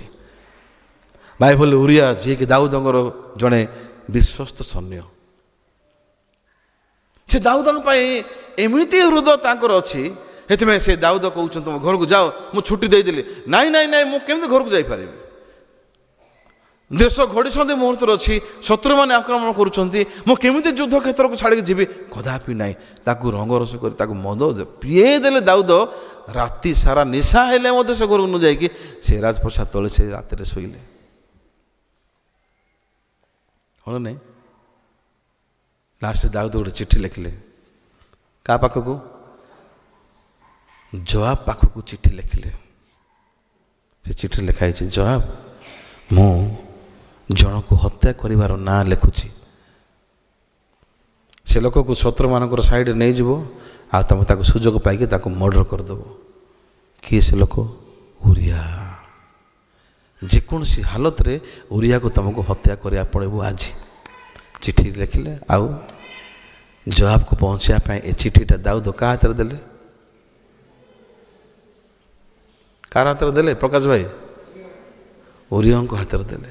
ଉରିୟା ବର୍ତ୍ତମାନ ଦାଉଦ ମୋତେ ଚିଠି ଦେଇଛନ୍ତି ଜବାବ ପାଖକୁ ଦେବା। ଏ ଚିଠିରେ ବର୍ତ୍ତମାନ ଭିତରେ କାହାର ମୃତ୍ୟୁ ଖବର ଲେଖା ହେଇଛି? ନିଜର ଉରିୟାଙ୍କର। ରାସ୍ତାରେ ଗଲାବେଳେ ସେ ତ ଦେଖିଥାନ୍ତେ, ଆରେ ମୋତେ ମାରିବା ପାଇଁ ଚିଠି ଲେଖା ହେଇଛି, ଆରେ ମୋତେ ଦିଆହେଇଛି। କିନ୍ତୁ କ'ଣ ପାଇଁ ସେ ଚିଠି ଖୋଲି ପାରିଲେନି ଜାଣିଛନ୍ତି? କାରଣ ସେ ବିଶ୍ୱସ୍ତ ଥିଲେ ନା ଅବିଶ୍ୱସ୍ତ ଥିଲେ? ଯଦି ସେ ଅବିଶ୍ୱସ୍ତ ଲୋକ ବୋଲି ଜାଣି ଯଦି ହେବା ପାଇଁ ତାଙ୍କୁ କିଛି ଫରକ ପଡ଼ିନଥାନ୍ତା। ମୁଁ ଦେଖିବି ଟିକେ କ'ଣ ଅଛି ଏ ଚିଠି। କ'ଣ ଏ ଚିଠି ହେଉଛି ମୋ ସାଙ୍ଗ ବ୍ୟବସ୍ଥା। ଲୋକମାନେ ମୋ ସାଙ୍ଗ ବ୍ୟବସ୍ଥାକୁ ମାନିବା ପାଇଁ ଚେଷ୍ଟା କରୁଛନ୍ତି ବିଶ୍ୱସ୍ତ ଭାବରେ, କିନ୍ତୁ ମୋ ସାଙ୍ଗ ବ୍ୟବସ୍ଥା ଦ୍ୱାରା ମଣିଷକୁ ପ୍ରଭୁ ଦେବାର ଅର୍ଥ କ'ଣ? ଦର୍ପଣ ମାଧ୍ୟମରେ, ଦର୍ପଣ ଭାବରେ ତମେ ଦେଖ ଯେ ତମର ଏଇଠି ମୃତ୍ୟୁ ଅଛି। ଚୋରି କର ନାହିଁ ବୋଲି ବ୍ୟବସ୍ଥାକୁ ମାନ ନାହିଁ। ଚୋରି କର ନାହିଁ ବ୍ୟବସ୍ଥାକୁ ଦେଖ ଆଉ ନିଜକୁ ତମେ ତୁଳନା କର ଆଉ ତମେ ଜାଣିବ ତମେ ଚୋରି କରିବା ଲୋକ। ଆମେ ଲୋଭ କର ନାହିଁ ବୋଲି ତମେ ଯଦି ବ୍ୟବସ୍ଥା ଆଗରେ ଛିଡ଼ା ହେବ ନିଜକୁ ଦେଖିବ ଆମେ ଲୋଭ କରିବା ଲୋକ। କିନ୍ତୁ 613ର ବ୍ୟବସ୍ଥା ଭିତରେ ସମସ୍ତ ବ୍ୟବସ୍ଥା ଦ୍ୱାରା ମଣିଷ ବିଚାରିତ ହେଲା। ଇଜିକାଲ୍ଟ କରିକି ଯଦି ବାହାରିବା ତାହେଲେ ମଣିଷର ନାଁ ଲେଖା ହେଲା ସେ ଜଣେ ଜଘନ୍ୟ ଅପରାଧୀ, ପାପୀ। ସେ ହେଲେ ବ୍ୟବସ୍ଥା ଦ୍ୱାରା ଯଦି ମଣିଷ ଧରାଯିବ ତାହେଲେ ସେ ମୃତ୍ୟୁ ଅଭିଶାପକୁ ସେ ପାଇବ। ଏଥିପାଇଁ ଗଲାତୀୟ ପୁସ୍ତକ 3:24 ଲେଖା ହେଇଛି, therefore the law was our tutor। ହେଲେ ବ୍ୟବସ୍ଥା ଏକ ଆମ ପାଇଁ ଶିକ୍ଷକ ସ୍ୱରୂପ, to bring us to Christ, ଯୀଶୁଙ୍କ ପାଖକୁ ନେବା ପାଇଁ। So we might be justified by faith, ମାନେ ଆମେ ଯେମିତି ଯୀଶୁଙ୍କୁ ଭେଟିକି ବିଶ୍ୱାସ ଦ୍ୱାରା ଧାର୍ମିକ ହେଇପାରିବା। ମଣିଷର ଧାର୍ମିକତା ଦ୍ୱାରା ପବିତ୍ର ହେଇପାରିବ ନାହିଁ। କିନ୍ତୁ ମଣିଷ ଯଦି ଅଧାର୍ମିକ ମାତ୍ର ଯୀଶୁଙ୍କର ଧାର୍ମିକତା ଯଦି ସେ ଗ୍ରହଣ କରିବ ବିଶ୍ୱାସ ଦ୍ୱାରା ତାହେଲେ ସେ ଧାର୍ମିକ ହେଇପାରିବ। ଏଇଟା କେବଳ ଅନୁଗ୍ରହରେ, ବିନା ମୂଲ୍ୟରେ। ଆମେନ୍। ହଁ, ଏ ଭିତରେ ଆମକୁ ଡିଷ୍ଟିଂସନ୍ କରିବାକୁ ପଡ଼ିବ, ପ୍ରଭୁତ୍ୱ କରିବାକୁ ପଡ଼ିବ। ସେଥିପାଇଁ ସେଦିନ ପିତର ଯୀଶୁଙ୍କୁ 3 ଥର ଅସ୍ୱୀକାର କରିବା ଦ୍ୱାରା ପିତର ପ୍ରଥମ ଥର ପାଇଁ ଜାଣିପାରିଲେ, ଆରେ ମୁଁ ଡଙ୍ଗା ଛାଡ଼ିଥିଲି, ଘର ଛାଡ଼ିଥିଲି, ଘର ବାପା ମାଆଙ୍କୁ ଛାଡ଼ିଥିଲି, ମୁଁ ସମସ୍ତ ବିଷୟକୁ ଛାଡ଼ିକି ଯୀଶୁଙ୍କୁ ପଛରେ ଆସିଥିଲି, କିନ୍ତୁ ମୁଁ ଗୋଟେକ ବିଷୟ ଛାଡ଼ିନଥିଲି। ଆଉ ସେ ଗୋଟେକ ବିଷୟ ହିଁ ମୋତେ ଆଜି ଯୀଶୁଙ୍କର ବାକ୍ୟକୁ ଅଗ୍ରାହ୍ୟ କରିବା ପାଇଁ ମୋତେ କାମ କରୁଥିଲା। ସେଇଟା ହେଉଛି ନିଜର ଚିନ୍ତାକୁ ବିଶ୍ୱାସ କରିବାଟା। ଆମ ଜୀବନ କାଳ ଭିତରେ ଈଶ୍ୱର ଆମକୁ ଯଥେଷ୍ଟ ଏକ୍ସପିରିଏନ୍ସ କରିବା ପାଇଁ ଅନୁଭୂତି ଦେଇଛନ୍ତି, ଯେଉଁ ଅନୁଭୂତି ଦ୍ୱାରା, ଯେଉଁ ଘଟଣାବଳୀ ଦ୍ୱାରା ଆମେ ନିଜକୁ କେବେ କହିପାରିବା ନାହିଁ ଆମେ ସତ ଲୋକ, ଆମେ ନିଜକୁ କେବେ କହିପାରିବା ନାହିଁ ଆମେ ଗୋଟେ ଭଲ ଲୋକ, ଆମେ ନିଜକୁ କେବେ ବି କହିପାରିବା ନାହିଁ ଆମେ ଗୋଟେ ଭରସାଯୁକ୍ତ ଲୋକ, ବିଶ୍ୱାସ କରିବା ଲୋକ ଯୋଗ୍ୟ ନାହିଁ ଆମେ। ସେମାନଙ୍କର ମୁଖ କ'ଣ କରିବାରେ ଲେଖା ହେଇଛି ବାଇବଲରେ? ସେମାନଙ୍କର ପାଦ ଦ୍ରୁତଗାମୀ କ'ଣ କରିବା ପାଇଁ ତାଙ୍କର ମୁଖ କ'ଣରେ ପରିପୂର୍ଣ୍ଣ ଲେଖା ହେଇ ଜାଣିଛନ୍ତି? ରକ୍ତପାତ କରିବା ପାଇଁ ତାଙ୍କ ପାଦ ଦ୍ରୁତଗାମୀ। ସେମାନଙ୍କର ଜିହ୍ୱାରେ ଛଳନା ଥାଏ ଲେଖା ହେଇଛି। ହେଲେ ପ୍ରଭୁଙ୍କ ସାମ୍ନାରେ ସବୁଠାରୁ କଦର୍ଯ୍ୟ ଇମେଜ କ'ଣ ମଣିଷର ଜାଣିଛନ୍ତି? ଯେଉଁ ମଣିଷ ନିଜକୁ ଠିକ୍ ଜାଗାରେ ନିଜକୁ ଦେଖାଉଛି, ମୁଁ ଠିକ୍ ଲୋକ, ମୁଁ ଜାଣିଛି, ମୁଁ କରିପାରିବି। ଏଇଟା ହେଉଛି ଶୈତାନର ମନ୍ଦ ଆତ୍ମାର ବାହାରେ ଥିବାର ଚିନ୍ତା। ମୁଁ ଶେଷରେ ଏମିତି ସ୍ଥିତିକୁ ନିଆଗଲି ଶୈତାନ ଦ୍ୱାରା, ମୁଁ ଈଶ୍ୱରଙ୍କ ବାକ୍ୟ ଶୁଣିଲି ନାହିଁ। ମୁଁ କ'ଣ ଶୁଣିଲି? मोर चिंता शुणिकी बंचिली। द्वितीय पुत्र कौन शुणिलु बापा घर छाड़ी पलैला से निजर चिंतार स्वर शुणिकी गला। बेसिया खाना को से गला, जुआ खेलने गला, मद पीवाई गला, लास्ट घुषुरी मान से मो खाइबाटा जगह को जाकि से पाऊना। लास्ट से भोक आरे मृत्यु को सामना करुचे। भाई बहन धार्मिक अर्थ नाई जे आम कर्म द्वारा आमर परिश्रम द्वारा आमने भल लोक हो गलु। जेते अधिक आमने जीशुंकर वाक्य भीतर को प्रवेश करवा सेते अधिक आमने निजको मध्य जानी पारिबा जे आमे गोटे भरोसा युक्त लोक नाई। मुक्तता कोठी अछि, स्वाधीनता कोठी अछि? जो मनुष्य निज ठार मुक्त होई नाही से केमिति भाव रे स्वाधीनतार जीवन बंची पारिबो? से धार्मिकता लाभ कला परे जीशु ख्रीष्ट रक्त द्वारा पवित्रकृत है आमने आमर नाही आउ बाइबल लिखाई तुमने विशेष मूल्य रे किणा जाइछ। मु जो समय मंडली को प्रवेश करा गली, जो समय मत परमेश्वर मंडल को आणिले से दिन ठार आज पर्यंत गोटे साइड रे परमेश्वर अनुसार मते एमती एमती एमती कले हम एमती कले हम गोटे गोटे प्रभुंर गाइडेंस अच्छी आउ गोटे पटे मोर निजर गाइडेंस अच्छी। मनुष्यर पथ कौन समय सरल देखा जाए सेमती मु अधिकांश समय मोर चिंताधारा मोर बुझीबार मापदंड मोर अभिलाष मोर इच्छा मत ठीक लगुला भल लगुच।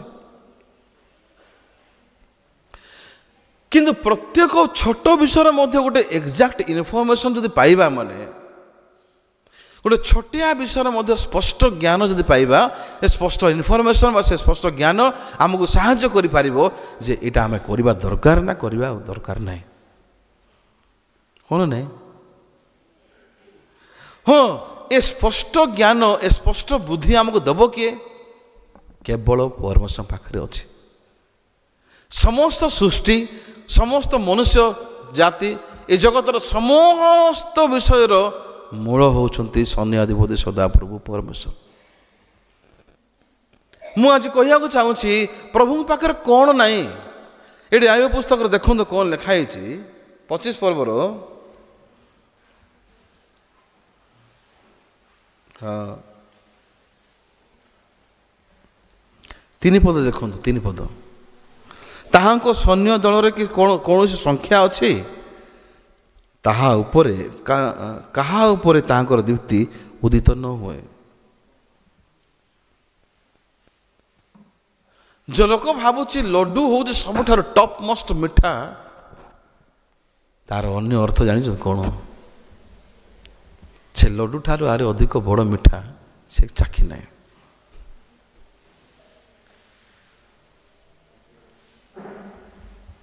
लंका मध्य केते प्रकार अच्छी ना धनिया मरच अच्छी ना धनिया मरच खाई धनिया मरच किए कि खाई खाते हाँ साधारण लंका जोड़ा बजार बिका आ धनिया मरच भर फरक अच्छी ना। जदि आप नागालैंड को जीवे मणिपुर नागालैंड मिजोराम को जीवे ताले सीट भयंकर लंका से खाते। मु गत थर नागालैंड रे मु गेस्ट स्पीकर एक मत डाकी मुझे आमर पास्टर गोटे अच्छा आक्यूज पास्टर तो से सामोनिम मत पचारे पास्टर आप स्पाइसी तो आप राग खाई पारती हाँ नाई ना मत लगुना आप लंका पसंद करते हाँ लंका पसंद करे मु नाई लंका खाइबे ओडिशार खाऊे कि आमर जो लंका अच्छी आप चाखी पारे ना। मुझे ठीक अच्छे दिंतु ट्राए करी से लंका देले छोट छोट लंका मोर जीभ लंका खाई एमती हो जाइए मोर जीभर किसी फरक पड़ूना लंका खाइले राग से लगुना। तो से सामने मत लंका देले मु खाइले कि लगलानी टिके टिके राग लगे फास्टर आप केमती किसी राग लगुनि आपको मुझे कहले जीभ समस्त को चिन्ह पार लंका को प्रतिक्रिया दे पार ना लंका मत मोर जीभ को प्रतिक्रिया दे पार ना मु बहुत लंका खाई हाँ ताठू आहरी अधिक मात्रार लंका मत थी दुनिया किए जानी मुझे तो केवे जाइनि अन्य देश को କେଉଁ ଲୋକ ନିଜକୁ ସର୍ବଶ୍ରେଷ୍ଠ ଜ୍ଞାନୀ ଭାବେ ଜାଣିଛନ୍ତି? ଯେଉଁ ଲୋକ ଯେଉଁ ପର୍ଯ୍ୟନ୍ତ ତାଠୁ ଅଧିକ ଜ୍ଞାନକୁ ଭେଟି ନାହିଁ ସେ ପର୍ଯ୍ୟନ୍ତ ଭାବିବ ମୁଁ ହିଁ ସବୁଠୁ ସର୍ବଜ୍ଞାନୀ। ଯୀଶୁ ଖ୍ରୀଷ୍ଟଙ୍କ ସାମ୍ନା କଲା ପୂର୍ବ ପର୍ଯ୍ୟନ୍ତ ବ୍ୟବସ୍ଥା ଶାସ୍ତ୍ରକୁ ଭାବୁଛନ୍ତି ମୁଁ ଜଣେ ବ୍ୟବସ୍ଥା ଶାସ୍ତ୍ରଜ୍ଞ, ସବୁ ଜାଣିଛି। ଯୁବକ ଭାବୁଛନ୍ତି ଯୀଶୁଙ୍କୁ ଭେଟିଲା ପୂର୍ବରୁ ମୁଁ ଜଣେ ବାଲ୍ୟକାଳରୁ ପିଲା କାଳରୁ ମୁଁ ସବୁ ଜିନିଷ ମାନିବା ଲୋକ। ନିକୋଦିମ ଜଣେ ଯିହୁଦୀମାନଙ୍କ ନେତା ଭାବୁଛନ୍ତି ମୁଁ ସର୍ବଶ୍ରେଷ୍ଠ ଜ୍ଞାନୀ, ବୁଦ୍ଧିମାନ, ବୁଦ୍ଧିଜୀବୀ ଲୋକ। ଯୀଶୁଙ୍କର ଗୋଟେ ବାକ୍ୟରେ ଜୀବନ ସାରା ବନେଇବାର ଟାବାର ଧୂଳିସାତ ହେଇଯାଉଛି।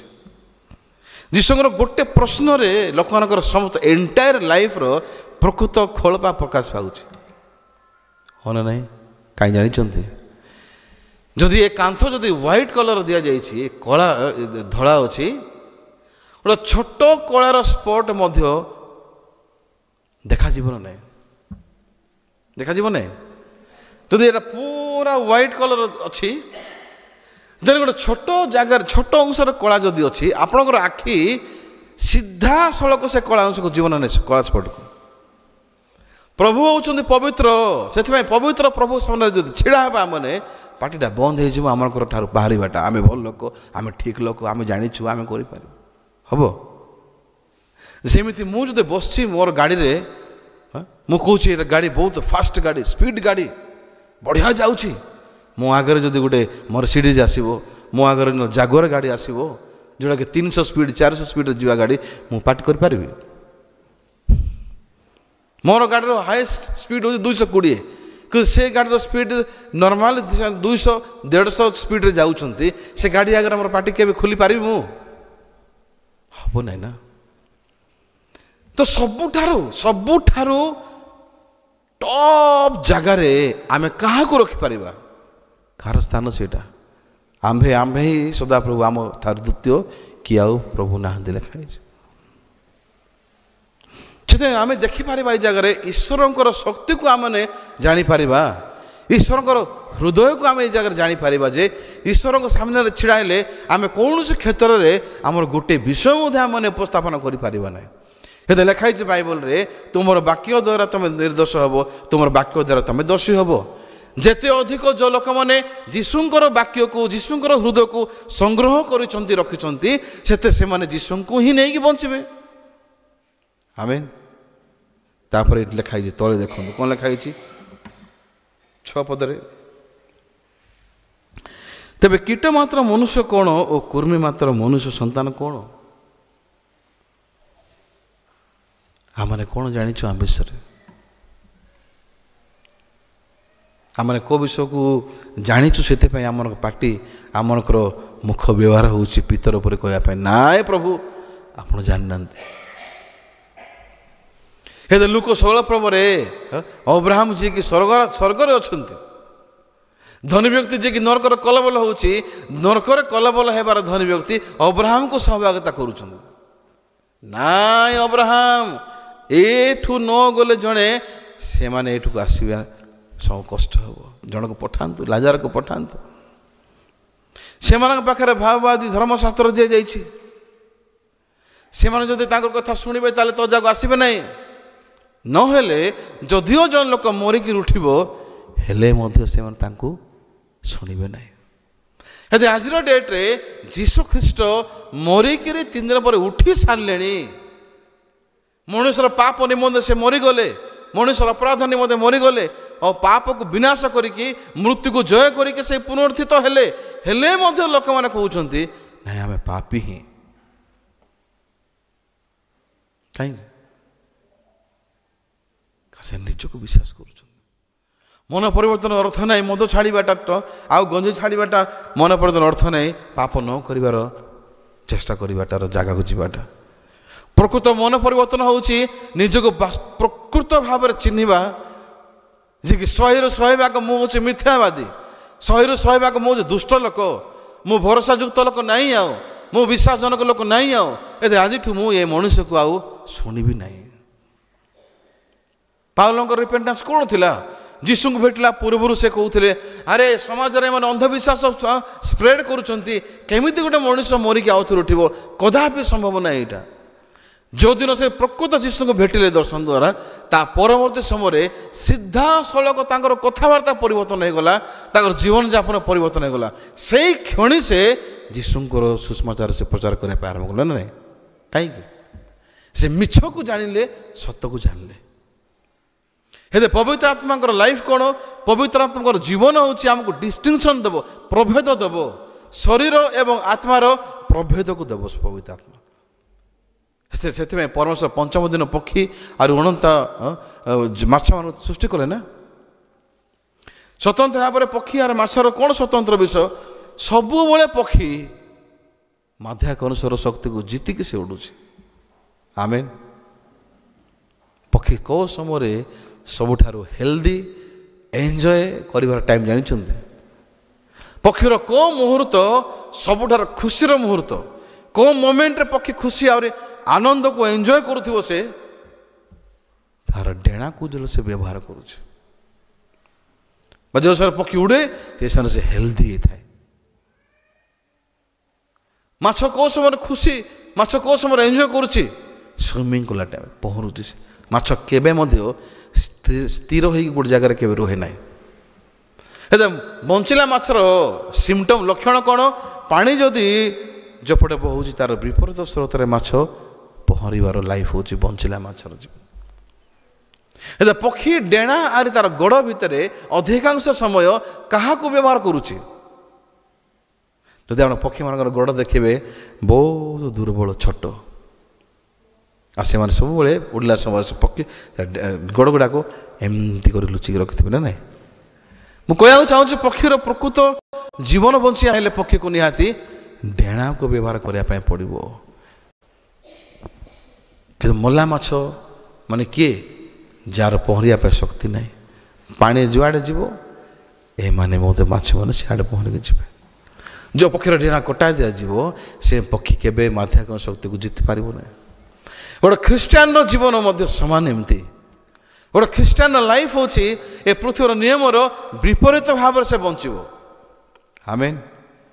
ଈଶ୍ୱରଙ୍କ ନିୟମ ଆଉ ପୃଥିବୀର ନିୟମ ସମାନ ନାହିଁ। ସେଥିପାଇଁ ଲେଖା ହେଇଛି ବାଇବଲରେ, ସେ ଜଗତକୁ ପ୍ରେରିତ ହେଲେ, ଜଗତକୁ ସେ ଆସିଲେ କିନ୍ତୁ ଜଗତ ତାଙ୍କୁ ଚିହ୍ନିଲା ନାହିଁ ଲେଖା ହେଇଛି। ସେଥିପାଇଁ ସେଇଠି ମଣିଷ ଚିନ୍ତାର ଅଛି ଆଉ ସେଇଠି ମଣିଷ ବାକ୍ୟକୁ ବିଶ୍ୱାସ କରିବାର ମଣିଷ ଅଛି। ତ ଆଜି ଆମେ ଯେଉଁ ବାକ୍ୟକୁ ପଢ଼ିଛୁ ଏଇ ଜାଗାରେ, ଏ ବାକ୍ୟ ଆମକୁ ବର୍ଣ୍ଣ ଖ୍ରୀଷ୍ଟିଆନ ଲାଇଫ୍ ଆତ୍ମିକ ଜୀବନକୁ ବଞ୍ଚିବା ପାଇଁ ଆମମାନଙ୍କୁ ଶିକ୍ଷା ହେଉଛନ୍ତି ପରମେଶ୍ୱର।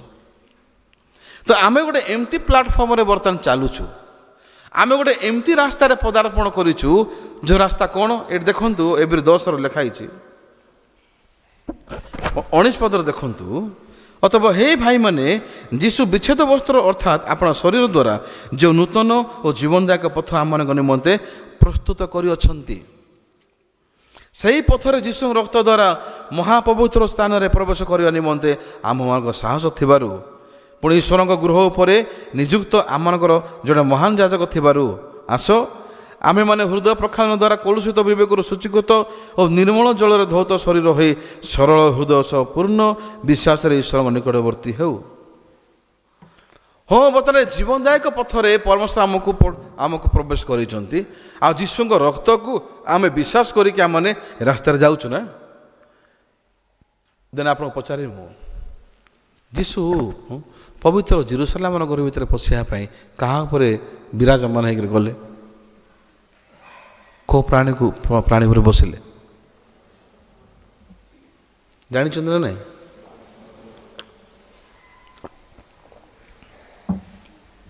ମିନା କ'ଣରେ କ'ଣ କହୁଛୁ ସବୁ ନାହିଁ? କେଉଁ ପ୍ରାଣୀ ଉପରେ ଯୀଶୁ ବସିଲେ? ବାଘ ନାହିଁ, ଓଟ। ଆନନ୍ଦରେ କ'ଣ ଆପଣ ଯଦି ଯୀଶୁ ହେଇଥାନ୍ତେ, ଚୁଜ୍ କରିବା ପାଇଁ ଦିଆଯାଇଥାନ୍ତେ, କେଉଁ ପ୍ରାଣୀ ବାଛିଥାନ୍ତେ? ସତରେ କୁହନ୍ତୁ, ଆତ୍ମିକ କଥା କୁହନ୍ତୁ ନାହିଁ, ସତରେ କୁହନ୍ତୁ। ମିକି ବାଛିଥାନ୍ତା ମହାବଳ ବାଘ, ଷ୍ଟ୍ରଙ୍ଗ ଲୋକ ସେ। ଅନନ୍ଦରେ କ'ଣ କ'ଣ ବାଛିଥାନ୍ତେ? ସିଂହ, ଲାୟନ୍। ଜିତୁ ଭାଇ କ'ଣ ବାଛିଥାନ୍ତେ? ହାତୀ। ହଁ, ସୁରେନ ଭାଇ କ'ଣ ବାଛିଥାନ୍ତେ? ବହୁତ ଆତ୍ମିକ କଥା ବାହାରିଲା। ଏନି ହାଉ ଆମର ପ୍ରକୃତି ହେଉଛି ଷ୍ଟ୍ରଙ୍ଗ, ଆଉ ଲୋକମାନେ ଯେମିତି ବାହା ବାହା କହିବେ ସେମିତିକା ପ୍ରାଣୀ ଆମେ ବାଛିବା ପାଇଁ ଚାହିଁଥାଉ ନା। ଯୀଶୁ ଖ୍ରୀଷ୍ଟ ଗୋଟେ ଗଧକୁ ବାଛିଲେ, ଗଧ ଉପରେ ବସିଲେ। ଯେଉଁ ମୁହୂର୍ତ୍ତରେ ଯୀଶୁ ଗଧ ଉପରେ ବସିଲେ, ସେ ଗଧ ହେଉଛି ଅଶୁଚି ପ୍ରାଣୀ। ପବିତ୍ର ଜେରୁସାଲେମ ଭିତରେ ପଶିବା ପାଇଁ ଅଶୁଚି ପ୍ରାଣୀର ନିୟମ ନାହିଁ, ଅଧିକାର ନାହିଁ। ଯଦି ଜେରୁସାଲେମ ଭିତରେ ପ୍ରବେଶ କରିପାରିଲା ଗଧ, କାହା ପାଇଁ? କେବଳ ଯୀଶୁଙ୍କ ପାଇଁ ନା।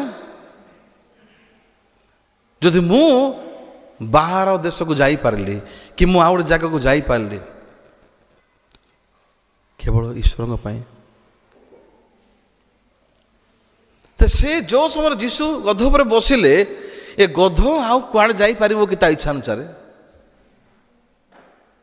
ଏ ଗଧ କୁଆଡ଼େ ବି ଯାଇପାରିବ ନାହିଁ। ଭାଇ ଆରେ ଭଉଣୀମାନେ, ଏ ଗଧ ଉପରେ ଯଦି ଯୀଶୁ ବସିଲେ ବୋଲେ ଯୀଶୁଙ୍କର ଡିରେକ୍ସନରେ ଇଏ ଗତି କରିବ, ମୁଭମେଣ୍ଟ କରିବ। ଆମେନ୍। ଯଦି ଗଧକୁ ଦେଖିବା ତାହେଲେ ମାନେ ଯୀଶୁ ଯଦି ଗଧରୁ ବାହାରି ପଡ଼ିବେ, ଏ ଗଧ କ'ଣ କରିବ?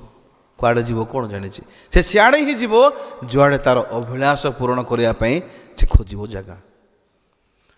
ଚର୍ଚ୍ଚରୁ ଯଦି ବାହାରେ ଗଲେ ବୋଲେ କ'ଣ ହେବ? ନ୍ୟାଚୁରାଲି ଚର୍ଚ୍ଚରୁ ବାହାରେ ଗଲେ କ'ଣ ଚିନ୍ତା ଆସିବ? ତିନିଟା ଚିନ୍ତା, ପ୍ରଧାନ ଚିନ୍ତା। ବେଶୀ ଟଙ୍କା ପାଇବି, ଆଉ ମୁଁ ଭଲରେ ଅଭିଳାଷ ପୂରଣ କରିବି, ଯାହା କିଛି ମଧ୍ୟ ମୋର ଭଲ ଭଲ ବିଷୟ ଯାକ ପାଇବାର ଅଛି ମୁଁ ସବୁ ପୂରଣ କରିବି। କିନ୍ତୁ ଯୀଶୁଖ୍ରୀଷ୍ଟ ଗଧ ଉପରେ ବସିଲେ ଗଧ ଜାଣିନାହିଁ ଯେ ଆଗକୁ ମୁଁ କୁଆଡ଼େ ଯାଉଛି। ଯୀଶୁଖ୍ରୀଷ୍ଟ ବର୍ତ୍ତମାନ ଗଧ ଉପରେ ବସିଲେ ଆଉ ଜେରୁସାଲେମ ଭିତରେ ପ୍ରବେଶ କଲେ। ଏବେ ଏ ଯେଉଁ ମହାପବିତ୍ର ସ୍ଥାନ ଭିତରେ ଜୀବନଦାୟକ ପଥରେ ଆମକୁ ଯିବା ପାଇଁ ବର୍ତ୍ତମାନ ପ୍ରଭୁ ଆମକୁ ପଥ ପ୍ରସ୍ତୁତ କରିଦେଲେ। ଆମେ କେବେ ମଧ୍ୟ ଜାଣିନୁ, ଆମ ଶରୀର ଦ୍ୱାରା ଆମେ କେବେ ଜାଣିପାରିବା ନାହିଁ ଏଟା କେତେ ଗୁରୁତ୍ୱପୂର୍ଣ୍ଣ ରାସ୍ତା। କିନ୍ତୁ ଯେଉଁ ସମୟରେ ଆମେ ପ୍ରକୃତରେ ଯୀଶୁଙ୍କ ସହିତ ଏକ ହୋଇକି ଯାଉଛୁ, ଯୀଶୁଙ୍କର ଚେତାରେ, ଯୀଶୁଙ୍କର ବାକ୍ୟରେ ଆମମାନେ ଜାଣିପାରିବା ଯେ ଏ ରାସ୍ତାରେ ଯିବାଟା କେତେ ଗୁରୁତ୍ୱପୂର୍ଣ୍ଣ ବିଷୟ। ଆମେନ୍। ଯେଉଁ ସମୟରେ ଆମେ ଯୀଶୁଙ୍କର ହୃଦୟ ଠାରୁ ଓହରି ଯାଉଛୁ, ଯେଉଁ ସମୟରେ ଆମ ଭିତରେ ପ୍ରଭୁଙ୍କ ବାକ୍ୟ ଠାରୁ ଆମେ ଅଲଗା ହେଇଯାଉଛୁ, ଆମେ ସିଧାସଳଖ ଅନ୍ଧକାରର କାମ କରିବା ପାଇଁ ଯାଉଛୁ। ସିଧାସଳଖ ଚିନ୍ତା ଆମକୁ ରାଜତ୍ୱ କରୁଛି। କିନ୍ତୁ ଯେଉଁ ସମୟରେ ପ୍ରଭୁଙ୍କର ହୃଦୟର ପ୍ରବାହିତ ଜୀବନ ଆମେ କାଟୁଛୁ, ଦେନ୍ ପ୍ରତି ସମୟରେ ପ୍ରଭୁ ଆମକୁ ଗାଇଡ଼ କରୁଛନ୍ତି। ଏଥିରେ ବାଇବେଲ ଲେଖା ହେଇଛି, ସଂକୀର୍ଣ୍ଣ ଦ୍ୱାର ଦେଇ ତମେ ପ୍ରବେଶ କର। ହେଲେ ଏ ଯେଉଁ ଲୋକମାନେ ସଂକୀର୍ଣ୍ଣ ଦ୍ୱାର ଦେଇକି ଯାଉଛନ୍ତି, ଏମାନଙ୍କୁ ବେଶୀ ଭଲ ଲାଗୁଥିବ କି? ଯେଉଁ ଲୋକମାନେ ସଂକୀର୍ଣ୍ଣ ଦ୍ୱାର ଦେଇକି ଯାଉଛନ୍ତି, ଛୋଟ ରାସ୍ତାରେ ଯେଉଁମାନେ ଯାଉଛନ୍ତି, ଆଉ ଯେଉଁମାନେ ପ୍ରଶସ୍ତ ରାସ୍ତାରେ ଯାଉଛନ୍ତି, ଓସାର ରାସ୍ତାରେ ଯାଉଛନ୍ତି, ଦୁଇ ଜଣଙ୍କର ଫରକ କ'ଣ ଭାଇ ଭଉଣୀ ଜାଣିଛନ୍ତି? ଏ ପ୍ରଶସ୍ତ ରାସ୍ତାରେ ଯିବା ଲୋକ, ଓସାର ରାସ୍ତାରେ ଯିବା ଲୋକର ସବୁଠାରୁ ସେନ୍ସ ଅଫ୍ ତାଙ୍କର ପ୍ରେଜେଣ୍ଟ ମାଇଣ୍ଡ କ'ଣ, ତାଙ୍କର ସେନ୍ସ କ'ଣ? ପ୍ରେଜେଣ୍ଟ ସିଚୁଏସନକୁ ବହୁତ ଇମ୍ପୋର୍ଟାନ୍ସ ଦେବେ ସେମାନେ। ବୁଝିପାରୁଛନ୍ତି? ଏବେ ମୁଁ ଯୌବନ ଅବସ୍ଥାରେ ଅଛି, ସେଥିପାଇଁ ମୁଁ ମୋର ନିଜ ଜୀବନକୁ ଏନ୍ଜୟ କରିବି। ଏଇଟା ହେଉଛି ଓସାର ରାସ୍ତାରେ ଯିବା ଲୋକର ମାଇଣ୍ଡ ସେଟ୍। କିନ୍ତୁ ସଂକୀର୍ଣ୍ଣ ଦ୍ୱାର ଦେଇକି ଦୁର୍ଗମ ପଥରେ ଯିବା ଲୋକର ବୁଝାମଣା କ'ଣ? ଏବେ ମୁଁ ଲୁଣ ଖାଉ କି ମୁଁ ପିଆଜ ଖାଉ, ଏବେ ମୁଁ କଷ୍ଟ ପାଉ କି କ୍ଲେଶ ଭୋଗ କରୁ, ଡେଷ୍ଟିନେସନ୍ ହେଉଛି ମୋର, ଲକ୍ଷ୍ୟସ୍ଥଳ ହେଉଛି ମୋର ପ୍ରକୃତ ଭବିଷ୍ୟତ। ଜୀବନକୁ ଘେନି ଯିବାର ପଥ ଦୁର୍ଗମ, ଆଉ ତାର ସନ୍ଧାନ ପାଇବା ଲୋକ ଅତି ଅଳ୍ପ ଲେଖା ହେଇଛି ନା ନାହିଁ? ତାର ଅର୍ଥ ହେଉଛି ବର୍ତ୍ତମାନ ମୁଁ ଯେଉଁ ଜୀବନ କାଟୁଛି, ବର୍ତ୍ତମାନ ଏ ପ୍ରେଜେଣ୍ଟ ସିଚୁଏସନରେ ମୁଁ ଖୁସି ହଉ, ଏ ପ୍ରେଜେଣ୍ଟ ସିଚୁଏସନରେ ମୁଁ ଯାହା କିଛି ମଧ୍ୟ ମୋତେ ଭଲ ଲାଗୁ କି ନ ଭଲ ଲାଗୁ, ତାହା ଗୁରୁତ୍ୱପୂର୍ଣ୍ଣ ନାହିଁ। ଗୁରୁତ୍ୱପୂର୍ଣ୍ଣ ହେଉଛି ଶେଷ ସମୟରେ ମୁଁ କେମିତି ସାମ୍ନା କରିବାକୁ ଯାଉଛି ପ୍ରଭୁଙ୍କ ସାମ୍ନାରେ। ଆମେନ୍। ଏଠି କ'ଣ ଲେଖା ହେଇଛି ଦେଖନ୍ତୁ ବାକ୍ୟରେ,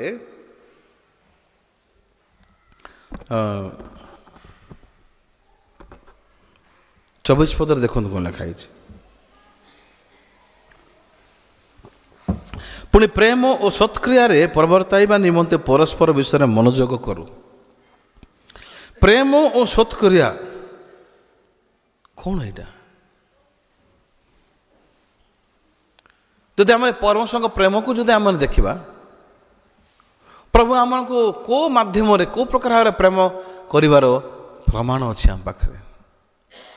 ଯଦି ମୋର ସମସ୍ତ ଦୁର୍ବଳତାକୁ, ମୋର ମିଷ୍ଟେକ୍କୁ, ମୋର ସମସ୍ତ ଅପରାଧକୁ ପ୍ରଭୁ କ୍ଷମା ଦେଲେ, ମୋତେ ସେ ମୋର ନିଜର କର୍ମ ଅନୁସାରେ ବିଚାର ନ କରିକି ମୋତେ ବିନା ମୂଲ୍ୟରେ ଅନୁଗ୍ରହରେ ମୋତେ ସେ ପରିତ୍ରାଣ ଦେଲେ, ମୁକ୍ତ ଏଇଟା ଖାଲିରେ ଦେଇଦେଲେ, ହେଲେ ମୁଁ ସେ 3 କୋଟି ଋଣ ନେବା ଲୋକ, ମାଲିକ ତାକୁ ଛାଡ଼ିଦେଲେ ଋଣ, ତା ପାଖରେ କେମିତିକା ମନ ଥିବା ଦରକାର। ଖାଲି 3 କୋଟି ଋଣ ମୋର କ୍ଷମା ହେଇଗଲା, ମାଲିକ ମୋର କ୍ଷମା କରିଦେଲେ, ସେତିକି ଖାଲି ଶିଖିବା ଦରକାର। ସେ ରାସ୍ତାରେ ଗଲାବେଳକୁ 50 ଟଙ୍କା ନେବା ଲୋକର ବେକ ଧରୁଛି, ସେ ଗଳା ଚିପୁଛି, ସେ ଆଉ କହୁଛି ମୋତେ ଦେଇଦେ। 3 କୋଟି ଟଙ୍କା ଋଣ ମାଲିକ ଛାଡ଼ିଦେଲେ, 3% ମଧ୍ୟ ୟା ପାଖରେ ମାଲିକର ହୃଦୟ ନାହିଁ ଏବେ। ଆରେ ମୋର ମାଲିକ ମୋତେ 3 କୋଟି ଋଣ ଛାଡ଼ିଦେଲେ, 50 ଟଙ୍କା ମୁଁ କାହିଁକି ଛାଡ଼ି ପାରୁନାହିଁ? ପ୍ରଭୁ ମୋର ସମସ୍ତ ପାପ କ୍ଷମା କରିଦେଲି, ମୁଁ ଅନ୍ୟର ଦୋଷକୁ ଧରୁଛି କ'ଣ ପାଇଁ? ଭିତରେ ପଚାରୁଛନ୍ତି, ମୋର ଭାଇ କେତେ ଥର ପାପ କଲେ ମୁଁ ତାକୁ କ୍ଷମା କରିବି?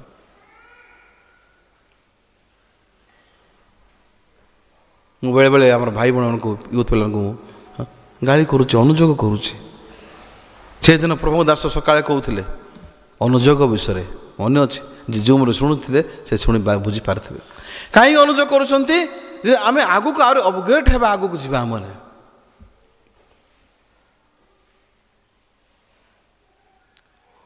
ଯେତେବେଳେ ଆମେ ଏ ବିଷୟକୁ ଗୁରୁତ୍ୱପୂର୍ଣ୍ଣ ଭାବରେ ଭାବିବା, ଯଦି ଆଜି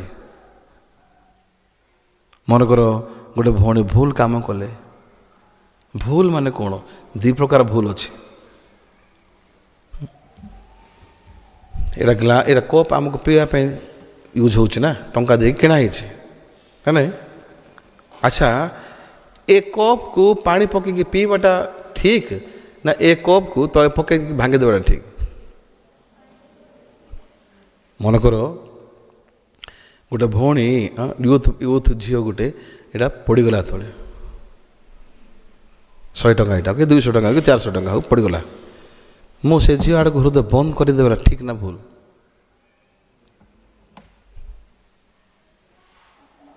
ମୁଁ ଗାଳି କରିବି ତାକୁ, ଆରେ ତୋର ଚିନ୍ତା ନାହିଁ, କେମିତି ଭାଙ୍ଗିଦେଲୁ? ମୋର ଗାଳି କରିବା ପଛରେ ମୋର ମନ କ'ଣ ତା ଆଡ଼କୁ ଜାଣିଛନ୍ତି? ଏଇଟା କାହିଁକି ଭାଙ୍ଗିଗଲା, ତୁ କ'ଣ ପାଇଁ ଭାଙ୍ଗିଦେଲୁ? ବେଶୀ ଖରାପଟା ତୁ ଯଦି କହୁଛି, ମୋଠୁ ଆରେ ମୂର୍ଖ ଲୋକ ଆଉ ଦୁନିଆରେ କିଏ ନାହିଁ। ସେ ଭାଙ୍ଗିଗଲା, ସେ ଜାଣି ଭାଙ୍ଗି ନାହିଁ, ସେ ହାତରୁ ଖସିଗଲା। ତ ଏ ବିଷୟ ପାଇଁ ମୋର ହୃଦୟକୁ ତା ଆଡ଼କୁ ବନ୍ଦ କରିକି ମୁଁ ତାକୁ ବାକ୍ୟ ପ୍ରଚାର କରିବିନି, ଆଉ ତା କଥା ହେବି ନାହିଁ, ତାକୁ ଭଲ ଲାଗୁନି ମୋତେ ଆଉ। ଏଇଟା ଆତ୍ମିକ ଜୀବନର ସଠିକ୍ ବିଷୟ। ମୁଁ କାହିଁକି ଗାଳି କରୁଛି ଜାଣିଛନ୍ତି? ଆମ ପାଷ୍ଟର ଆମକୁ କହିବାର, you listen to the word of God. ତମେ ବାକ୍ୟ ଶୁଣୁଛ, ବଞ୍ଚୁଛ ଚିନ୍ତାରେ। ଯେତେବେଳେ ଗୋଟେ ଭାଇ ପ୍ରଭୁଙ୍କ ବାକ୍ୟକୁ ଫିଙ୍ଗିକି ନିଜର ଚିନ୍ତା, ନିଜର ଇଚ୍ଛାରେ ବଞ୍ଚୁଛି, ମୁଁ ତାକୁ ଅଟକେଇବା ପାଇଁ ବାଧ୍ୟ। ଆମେନ୍। ଯଦି ମୁଁ ଅଟକେଇବି ନାହିଁ, ତାହେଲେ ଫାର୍ଷ୍ଟ ଜିନିଷ ହେଉଛି ମୁଁ କେବେ ମଧ୍ୟ ପ୍ରଭୁଙ୍କ ଦାସ ନାହିଁ, ମୋ ପାଖରେ ପ୍ରଭୁଙ୍କର ହୃଦୟ ନାହିଁ। କିନ୍ତୁ ଅଟକେଇବା ପଛରେ ମୋର ହୃଦୟ କ'ଣ? ତାକୁ ପରିବର୍ତ୍ତନ କରିବା ପାଇଁ, ତାକୁ ଉଜ୍ଜଳମୟ ଜୀବନକୁ ଦେବା ପାଇଁ, ସେ ଖୁସିରେ ବଞ୍ଚୁ ପ୍ରଭୁଙ୍କ ସହିତ, ସେଇଟା ହେଉଛି ମୋର ମନ।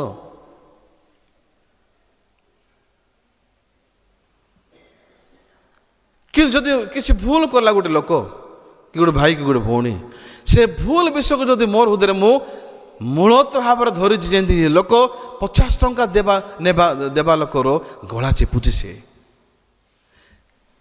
ୟାର ଅର୍ଥ ଜାଣିଛନ୍ତି କ'ଣ? ଆମେ ଡାଇରେକ୍ଟ ପାଇପାରିବା ସେ ଲୋକ ଭିତରେ ମାଲିକର 3 କୋଟି ଋଣ ଛାଡ଼ିବାର ଖୁସି ଖାଲି ଅଛି, ମାତ୍ର 3 କୋଟି ଋଣ ଛାଡ଼ିବାର ଯେଉଁ ମାଲିକର ମନ ତା ପାଖରେ ଅଛି କି? ତା ପାଖରେ ଯଦି ମାଲିକର ମନ ଥାନ୍ତା, ତାହେଲେ ସେ ମଧ୍ୟ ମାଲିକର ହୃଦୟକୁ ବ୍ୟବହାର କରିକି, ଆରେ ଯେଉଁ ମାଲିକ ମୋତେ 3 କୋଟି ଛାଡ଼ିଦେଲେ, ମୁଁ କାହିଁକି 50 ଟଙ୍କା ଛାଡ଼ିପାରିବି ନାହିଁ?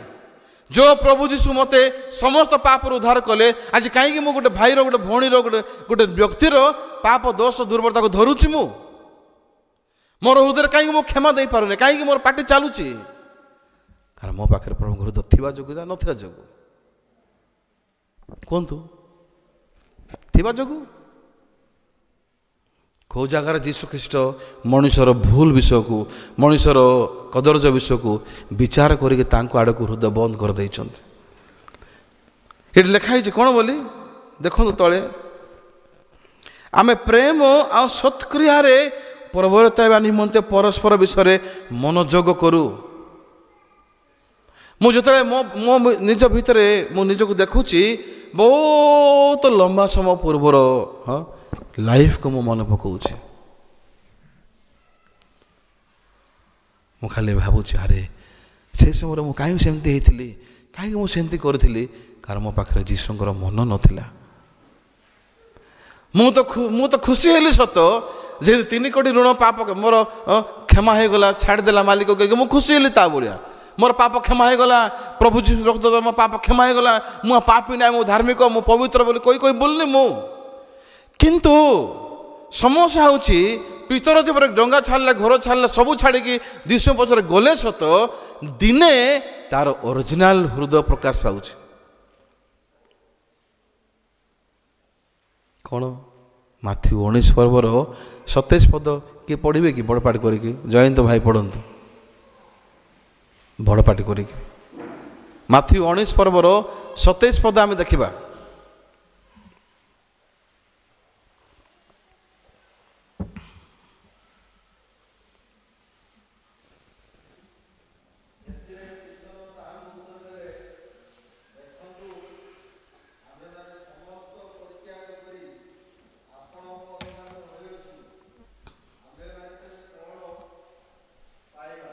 ହଁ, ପିତର କହୁଛନ୍ତି, ଦେଖନ୍ତୁ ଆମେ ସମସ୍ତ ପରିତ୍ୟାଗ କରିକି ଆପଣ ପଛରେ ଅନୁଗମନ କରୁଅଛୁ, ତାହେଲେ ଆମେ କ'ଣ ପାଇବା?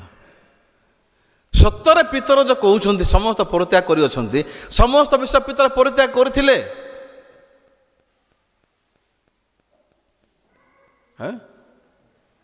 ପିତର କହ ଆମେ ସବୁ ଛାଡ଼ିକି ଆସିଛୁ, ସବୁ ଛାଡ଼ିଥିଲା ସେ। ଯଦି ସବୁ ଛାଡ଼ିଥିଲେ, କାହିଁକି ଯୀଶୁଙ୍କୁ ସେ କହୁଛନ୍ତି, ନାଇଁ ପ୍ରଭୁ ମୁଁ ଅସ୍ୱୀକାର କରିବି ନାହିଁ, ମୁଁ ଆପଣଙ୍କ ପାଇଁ ମରିବା ପାଇଁ ମଧ୍ୟ ପ୍ରସ୍ତୁତ ଅଛି। ହଁ, ଦୃଶ୍ୟ ଭାବରେ ସେ କହିପାରିବେ ମୁଁ ସମସ୍ତ ଛାଡ଼ିଛି, ଘର ବାଡ଼ି, ଘର, ଡଙ୍ଗା, ଜାଲ, ମାଛ ଧରିବା, ଦୁନିଆ ସବୁ ଛାଡ଼ିକି ଆସିଛି। ପିତର ନିଜକୁ ବିଶ୍ୱାସ କରିବାର ମନକୁ କେବେ ଛାଡ଼ିଛନ୍ତି? ପିତର ନିଜର ଚିନ୍ତାକୁ, ଯେଉଁ ଚିନ୍ତା କି ଯୀଶୁଙ୍କ ବାକ୍ୟକୁ ବିଶ୍ୱାସ କରେଇ ଦେଉଥିବା ଚିନ୍ତାକୁ ଛାଡ଼ିଥିଲେ କି? ତାର ଅର୍ଥ ପିତର କ'ଣ କହୁଛନ୍ତି ପିତର ନିଜେ ବି ଜାଣିନାହାନ୍ତି। ମୁଁ ମଧ୍ୟ ଗୋଟେ ବାକ୍ୟ କହୁଥିଲି ମଣ୍ଡଳୀରେ, କିନ୍ତୁ ମୋତେ ପ୍ରଭୁ ଦାସ ଆକ୍ରମଣ କଲେ, ତୁ ନଷ୍ଟ ହେଇଛୁ, ତୁ କରପ୍ଟ ହେଇଛୁ। କନ୍ତି କରପ୍ଟ ହେଇଗଲି ମୁଁ? ଆଗରେ ସିଗାରେଟ୍ ପିଉଥିଲି, ମଦ ପିଉଥିଲି, ଗଞ୍ଜେଇ ଟାଣୁଥିଲି, ଖରାପ କାମ କରୁଥିଲି, ଏବେ ତ ମୁଁ ପୁରା ସାଧୁ ହେଇଯାଇଛି, ପ୍ରଚାର କରୁଛି ସକାଳୁ ସନ୍ଧ୍ୟା ପର୍ଯ୍ୟନ୍ତ, କିଛି ଭୁଲ କରୁନାହିଁ। କ'ଣ ମୁଁ କରପ୍ଟ ହେଇଗଲି? ଯେଉଁ ସମୟରେ ଆମେ ନିଜର ଧାର୍ମିକତାକୁ ପରିତ୍ୟାଗ ନ କରିକି ନିଜର ଚିନ୍ତାକୁ, ନିଜର ଠିକ୍ ମାପଦଣ୍ଡକୁ ଯଦି ତଳେ ପକେଇନୁ, ତାହେଲେ ଆମେ ହେଉଛୁ ସେ ଲୋକ ଯିଏକି 50 ଟଙ୍କାର ଉଧାର ନେବାର ଲୋକର ଗଳା ଚିପିକି ଆମେ ମାରୁଛୁ। ଆମେନ୍। ପରସ୍ପର ପ୍ରେମ କେମିତି ସୁଦୃଢ଼ ହୋଇପାରିବ? ମଣ୍ଡଳୀ ଭିତରେ କେମିତି ଆମେ ପରସ୍ପର ପ୍ରେମରେ ଦୃଢ଼ ହୋଇପାରିବା, ଶକ୍ତିଯୁକ୍ତ ହୋଇପାରିବା? ଯେତେ ଅଧିକ ସୁମିତ ନିଜକୁ କଦର୍ଯ୍ୟ ପାଇବ, ଯେତେ ଅଧିକ ଯଦି ଅନନ୍ତ କଦର୍ଯ୍ୟ ପାଇବ, ସେମାନଙ୍କ ଭିତରେ ଆତ୍ମିକ ସହଭାଗିତାର ସମ୍ପର୍କ ଜଡ଼ିତ ହେବ। ଆମେନ୍, ଆମେନ୍। ଯେତେ ଅଧିକ ସାମ୍ନା ଲୋକଠାରୁ ମୁଁ କଦର୍ଯ୍ୟ ଲୋକ ବୋଲି ପାଇବି, ମୁଁ ସାମ୍ନା ଲୋକକୁ ବିଚାର କଲା ପରିବର୍ତ୍ତେ ସାମ୍ନା ଲୋକକୁ ମୋର ସାକ୍ଷ୍ୟ ଦେବି ଯେ ମୁଁ ଏମିତି ଲୋକ, ଫିର୍ ବି ମୁଁ ଚର୍ଚ୍ଚରେ ରଖାଯାଇଛି ଅନୁଗ୍ରହରେ, ବୋଲେ ସେ ସାମ୍ନା ଲୋକ ମଧ୍ୟ ଶୁଣିକି କହିବ, ଆରେ ମୁଁ ବି ତ ସେମିତି ଲୋକ। ସେ ଭିତରେ ପରସ୍ପର ସହଭାଗିତା ଆତ୍ମିକ ଭାବରେ ବୃଦ୍ଧି ପାଇବ। ସତ୍କାର୍ଯ୍ୟ ମାନେ କ'ଣ? ବାକ୍ୟ ଅନୁସାରେ ଆମେ ରିଆକ୍ଟ ହେବା ଆବଶ୍ୟକ ଅଟେ। ତାପରେ ଆପଣ ତଳେ ଦେଖନ୍ତୁ କ'ଣ ଲେଖା ହେଇଛି, 25 ପଦରେ କ'ଣ ଲେଖା ହେଇଛି, ଆଉ କେହି କେହି ଯେପରି ଆମମାନଙ୍କ ମଣ୍ଡଳୀ ଉପାସନା ପରିତ୍ୟାଗ କରିଥାନ୍ତି, ଆମେମାନେ ସେହିପରି ନ କରୁ। ବରଂ ପରସ୍ପରକୁ ଉତ୍ସାହ ଦେଉ, ବିଶେଷତଃ ଯେତେବେଳେ ତୁମମାନେ ପ୍ରଭୁଙ୍କ ଦିନ ନିକଟବର୍ତ୍ତୀ ହୋଇ ଆସୁଅଛି ବୋଲି ଦେଖୁଅଛ।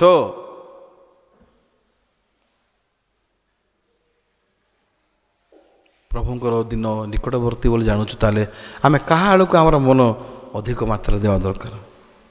ତଳେ ଦେଖନ୍ତୁ, ତାପରେ 32 ପଦ ଦେଖନ୍ତୁ, 32। କିନ୍ତୁ ଆଲୋକ ପ୍ରାପ୍ତ ହେଲା ଉତ୍ତାରେ ଯେତେବେଳେ ତୁମେମାନେ ନାନା ଦୁଃଖ ସ୍ୱରୂପ କଠୋର ସଂଗ୍ରାମ ସହ୍ୟ କରିଥିଲ, ସେ ପୂର୍ବ ସମୟକୁ ସ୍ମରଣରେ ଆଣ। ଏକ ଦିଗରେ ତିରସ୍କାର ଓ କ୍ଲେଶ ଦ୍ୱାରା କୌତୁକାସ୍ପଦ ହୋଇଥିଲ, ଅନ୍ୟ ଦିଗରେ ସେହି ପ୍ରକାର ବ୍ୟବହାର ପାଉଥିବା ଲୋକମାନଙ୍କର ସହଭାଗୀ ହୋଇଥିଲ, କାରଣ ତୁମେମାନେ ବନ୍ଦୀମାନଙ୍କ ସହିତ ଦୁଃଖ ଭୋଗ କରିଥିଲ। ଆଉ ତୁମମାନଙ୍କର ନିଜର ଯେ ଅଧିକ ଉତ୍ତମ ଓ ନିତ୍ୟସ୍ଥାୟୀ ସମ୍ପତ୍ତି ଅଛି, ଏହା ଜାଣି ଆନନ୍ଦରେ ତୁମମାନଙ୍କର ସମ୍ପତ୍ତିର ଲୁଣ୍ଠନ ସହ୍ୟ କରିଥିଲ। 35 ପଦ। ଅତଏବ ତୁମମାନଙ୍କର ସାହସ ପରିତ୍ୟାଗ କର ନାହିଁ, ସେଥିର ମହାପୁରସ୍କାର ଅଛି। ଯେଣୁ ତୁମେମାନେ ଯେପରି ଈଶ୍ୱରଙ୍କର ଇଚ୍ଛା ସାଧନ କରି ପ୍ରତିଜ୍ଞାର ଫଳ ପ୍ରାପ୍ତ ହୋଇପାର, ଏଥି ନିମନ୍ତେ ତୁମମାନଙ୍କୁ ଧୈର୍ଯ୍ୟଶୀଳ ହେବା ପ୍ରୟୋଜନ। କାରଣ ଆଉ ଏ ବାକ୍ୟ ଦେଖନ୍ତୁ, କାରଣ ଆଉ ଅତ୍ୟଳ୍ପ ସମୟ ମାତ୍ର ଯାହାଙ୍କ ଆଗମନ କରିବାର ଅଛି, ସେ ଆଗମନ କରିବେ ଓ ବିଳମ୍ବ କରିବେ ନାହିଁ। 38 ପଦ ଚାଲନ୍ତୁ ଆମେ ସମସ୍ତେ ପଢ଼ିବା। ଆମ୍ଭର ଧାର୍ମିକ ବ୍ୟକ୍ତି ବିଶ୍ୱାସ ଦ୍ୱାରା ବଞ୍ଚିବ, କିନ୍ତୁ ଯଦି କେହି ପଶ୍ଚାତପଦ ହୁଏ, ତାହେଲେ ଆମ୍ଭର ଆତ୍ମା ତାହାଠାରୁ ସନ୍ତୁଷ୍ଟ ନୁହେଁ। ଆମେନ୍। ହଁ, ପ୍ରଭୁ କହିଲେ ମୋର ଧାର୍ମିକ ବ୍ୟକ୍ତି ବିଶ୍ୱାସରେ ବଞ୍ଚିବ। ମଣ୍ଡଳୀ ଆମକୁ ଯେତେବେଳେ କୌଣସି କାମ କରିବା ପାଇଁ ଠେଲୁଛି, ଆମେ ବିଜାର ହେଇଯାଉଛୁ, ରାଗି ଯାଉଛୁ, ବିରକ୍ତ ହେଇକି ଇରିଟେଟ୍ ହେଇଯାଉଛୁ। କାହିଁକି ବୁଝୁନାହିଁ ଚର୍ଚ୍ଚ ପାଷ୍ଟରମାନେ, କାହିଁକି ବୁଝୁନାହାନ୍ତି, କାହିଁକି ଏସବୁ ଏମିତି କରିବା ପାଇଁ ପ୍ରୋଗ୍ରାମ କରିବା ପାଇଁ କହୁଛନ୍ତି। ଶରୀର ସବୁବେଳେ ଠିକ୍ ସର୍ତ୍ତ ଦ୍ୱାରା ହିଁ କ୍ଲୁ ଖୋଜିବ ପ୍ରଭୁଙ୍କ କାର୍ଯ୍ୟକୁ ନ କରିବା ପାଇଁ। ଯେଉଁ ଲୋକମାନେ ଏ ସଂକୀର୍ଣ୍ଣ ଦ୍ୱାର ଦେଇକି ପଥ ଦୁର୍ଗମ ରାସ୍ତାରେ ଯାଉଛନ୍ତି, କଷ୍ଟ ହେବ ତାଙ୍କୁ, ଅଭାବ ହେବ ସେମାନଙ୍କୁ, ରୋଗ ମଧ୍ୟ ହେବ, କିନ୍ତୁ ସେଇଟା ବିଷୟ ପରିବର୍ତ୍ତେ ତାଙ୍କର ଲକ୍ଷ୍ୟସ୍ଥଳକୁ ସେମାନେ ଅନେଇକି ଯିବେ। ମୁଁ ଅନେକ ଲୋକମାନଙ୍କୁ ପଚାରିଥାଏ, ନହଙ୍କ ଜାହାଜ ଭିତରେ ଜୀବନ ବଢ଼ିଆ ନା ନହଙ୍କ ଜାହାଜ ବାହାରେ ବଢ଼ିଆ? ବାହା ଭିତରେ ବଢ଼ିଆ ଆଜ୍ଞା ବୋଲି କହିବେ। ସେମିତି ନହଙ୍କ ଜାହାଜ ଭିତରେ ଜୀବନ ବଢ଼ିଆ ନାହିଁ, ବାହାରେ ବେଶୀ ବଢ଼ିଆ, ଯାହା ଇଚ୍ଛା ସେଇଟା କରିବେ, କିଏ ମାଲିକ ନାହିଁ। ଜାହାଜ ଭିତରେ ପ୍ରବେଶ କଲା ପରେ ଜାହାଜର ନିୟମ ଅନୁସାରେ ବଞ୍ଚିବା ପାଇଁ ପଡ଼ିବ। ଏତେ ଆମମାନେ ଜାହାଜ ଭିତରେ ବଢ଼ିଆ ଜୀବନ ପାଇବା ପାଇଁ ପ୍ରବେଶ କରିନୁ। ଏ ମଣ୍ଡଳୀରେ ଆମମାନେ ଧନୀ ହେବା ପାଇଁ ପ୍ରବେଶ କରିନୁ, କି ମଣ୍ଡଳୀ ଭିତରେ ଆମମାନେ ଏ ପୃଥିବୀରେ ବହୁତ ବଡ଼ ଲୋକ ହେବା ପାଇଁ ପ୍ରବେଶ କରିନୁ। ଆମର ଲକ୍ଷ୍ୟ ହେଉଛି ସେଦିନ ବିଚାର ଦିନରେ ଯେମିତି ଆମମାନେ ମହାପୁରସ୍କାର ପ୍ରାପ୍ତ ହେବା। ଆମେନ୍। ଅନନ୍ତ ଜୀବନର ରାଜ୍ୟର ଅଧିକାର ହେବା ପାଇଁ ପ୍ରଭୁ ଆମକୁ ଯେଉଁ ନୂତନ ପଥରେ ଆମକୁ ପ୍ରବେଶ କରାଇଛନ୍ତି, ଆମେ ସେଇ ପଥରେ ଯାଉଛୁ ଯୀଶୁଙ୍କ ସହିତ। ସେଥିପାଇଁ ବାଇବଲ ଲେଖା ହେଇଛି କ'ଣ ବୋଲି ମୁଁ ଆଉ ଗୋଟେ ବାକ୍ୟ ଦେଖେଇବି। ଗୀତ ସଂହିତା 37 ପଦ ଖୋଲନ୍ତୁ, 37। ଅନେକ ସମୟରେ ମୋତେ ପ୍ରଶ୍ନ ଆସିଥାଏ, ଏମିତି ପ୍ରଶ୍ନ, କ'ଣ ପାଷ୍ଟର, ମୁଁ ପରିତ୍ରାଣ ପାଇଲା ପୂର୍ବରୁ ବେଶୀ ଭଲରେ ଥିଲି, ଟଙ୍କାର ଅଭାବ ନଥିଲା, କିଛି ଏମିତି ଅସୁବିଧା ନଥିଲା, ଏବେ ଚର୍ଚ୍ଚକୁ ଆଇଲା ପରେ ଖାଲି ଅଭାବ ଚାଲିଛି, କାହିଁକି ଏମିତି ହେଉଛି ଟିକେ ବୁଝେଇ ଦିଅନ୍ତୁ। କାହିଁକି ଆମମାନେ ବେଶୀ ଅଧିକ ସମସ୍ୟାରେ ପଡ଼ିଲା ପରେ ଦେଖାଯାଉଛୁ? ମୋ ପାଖରେ ମଧ୍ୟ ଚିନ୍ତା ଅନେକ ସମୟ ଆସିଥାଏ, କେମିତି ବଞ୍ଚିବି ମୁଁ ଆଗକୁ, କେମିତି କରିବି ବୋଲି କହିବି। କିନ୍ତୁ ପ୍ରଭୁଙ୍କର ମନ କ'ଣ? ଦେଖନ୍ତୁ 16 ପଦରେ କ'ଣ ଲେଖା ହେଇଛି, ଜଣେ କିଏ ପଢ଼ିବେ କି ବଡ଼ ପାଡ଼ି କରିକି? ଗୀତ ସଂହିତା 37 ପର୍ବର 16 ପଦ।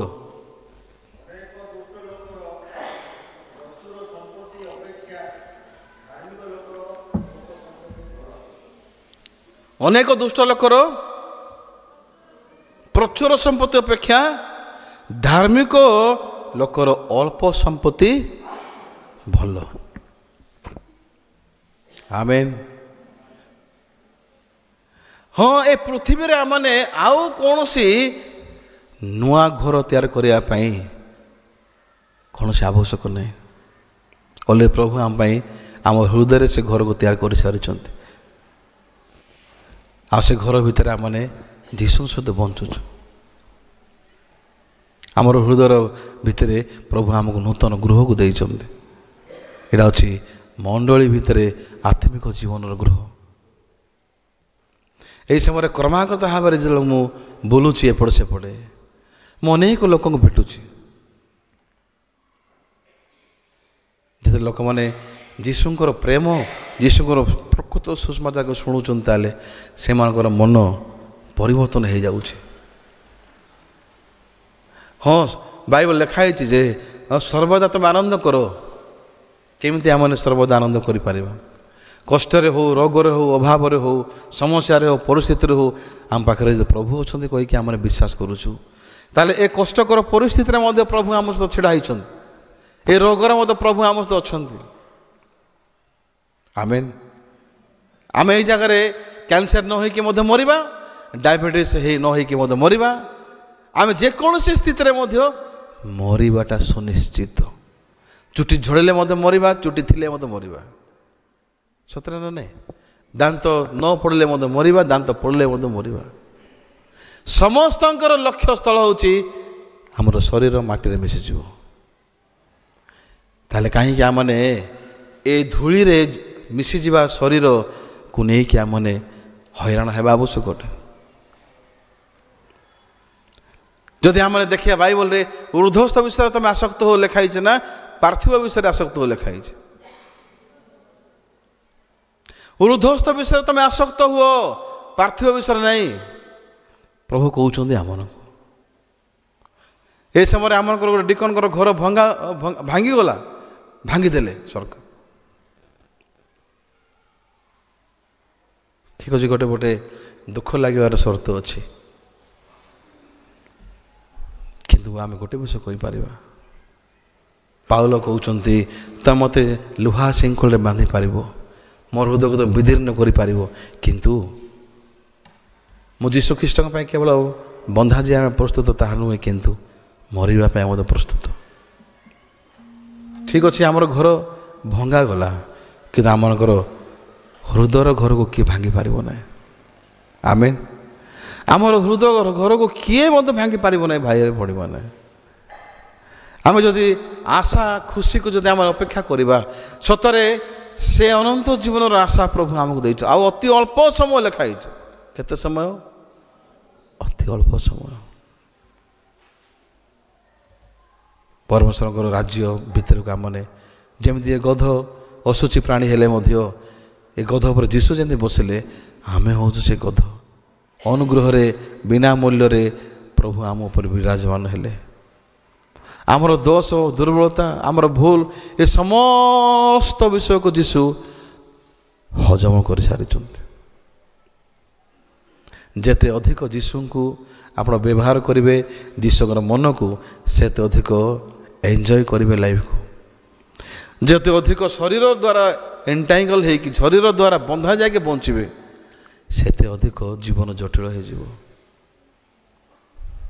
ଆମେ ଜୀବନ ସାରା ଭିତରେ କେଉଁ ସମୟରେ ମୁଁ ମୁକ୍ତ ସ୍ୱାଧୀନତାକୁ ଏନ୍ଜୟ କରୁଛି, କେଉଁ ସମୟରେ ମୁଁ ଖୁସିରେ ବଞ୍ଚୁଛି। ମୁଁ ଯଦି କହିବି ତାହେଲେ ମୁଁ ପ୍ରଚାର କରିଥାଏ ସୁସମାଚାର, ମୁଁ ଦୁନିଆରେ ଅଛି ନା ସ୍ୱର୍ଗରେ ଅଛି, ରିଏଲି ପ୍ରଭୁଙ୍କର ପାଖରେ ବସିଛି, ମୁଁ ସାକ୍ଷ୍ୟ ଦେଉଛି ଲାଗେ। ହେଲେ ସୁସମାଚାର ପ୍ରଚାର କରିବାଟା ମୋ ପାଇଁ ଗୋଟେ ଡ୍ୟୁଟି ନାହିଁ। ସୁସମାଚାର ପ୍ରଚାର କରିବାଟା ମୋ ପାଇଁ ଗୋଟେ କର୍ତ୍ତବ୍ୟ ନାହିଁ। ସୁସମାଚାର ପ୍ରଚାର କରିବାଟା ଗୋଟେ ମୋର ଚାକିରି ନାହିଁ। ଏ ସୁସମାଚାରକୁ ୱିଟନେସ୍ ସାକ୍ଷ୍ୟ ଦେବାଟା ହେଉଛି, ଏଇଟା ହେଉଛି ମୋ ପାଇଁ ପ୍ରକୃତ ମୂଳ ଜୀବନ। ହେଲେ ଲୋକମାନେ ଉଦ୍ଧାର ପାଇଲେ, ବାଇବଲ ଲେଖା ହେଇଛି, ତୁମେ ଅଧର୍ମ ଧନରେ ବନ୍ଧୁ ଲାଭ କର।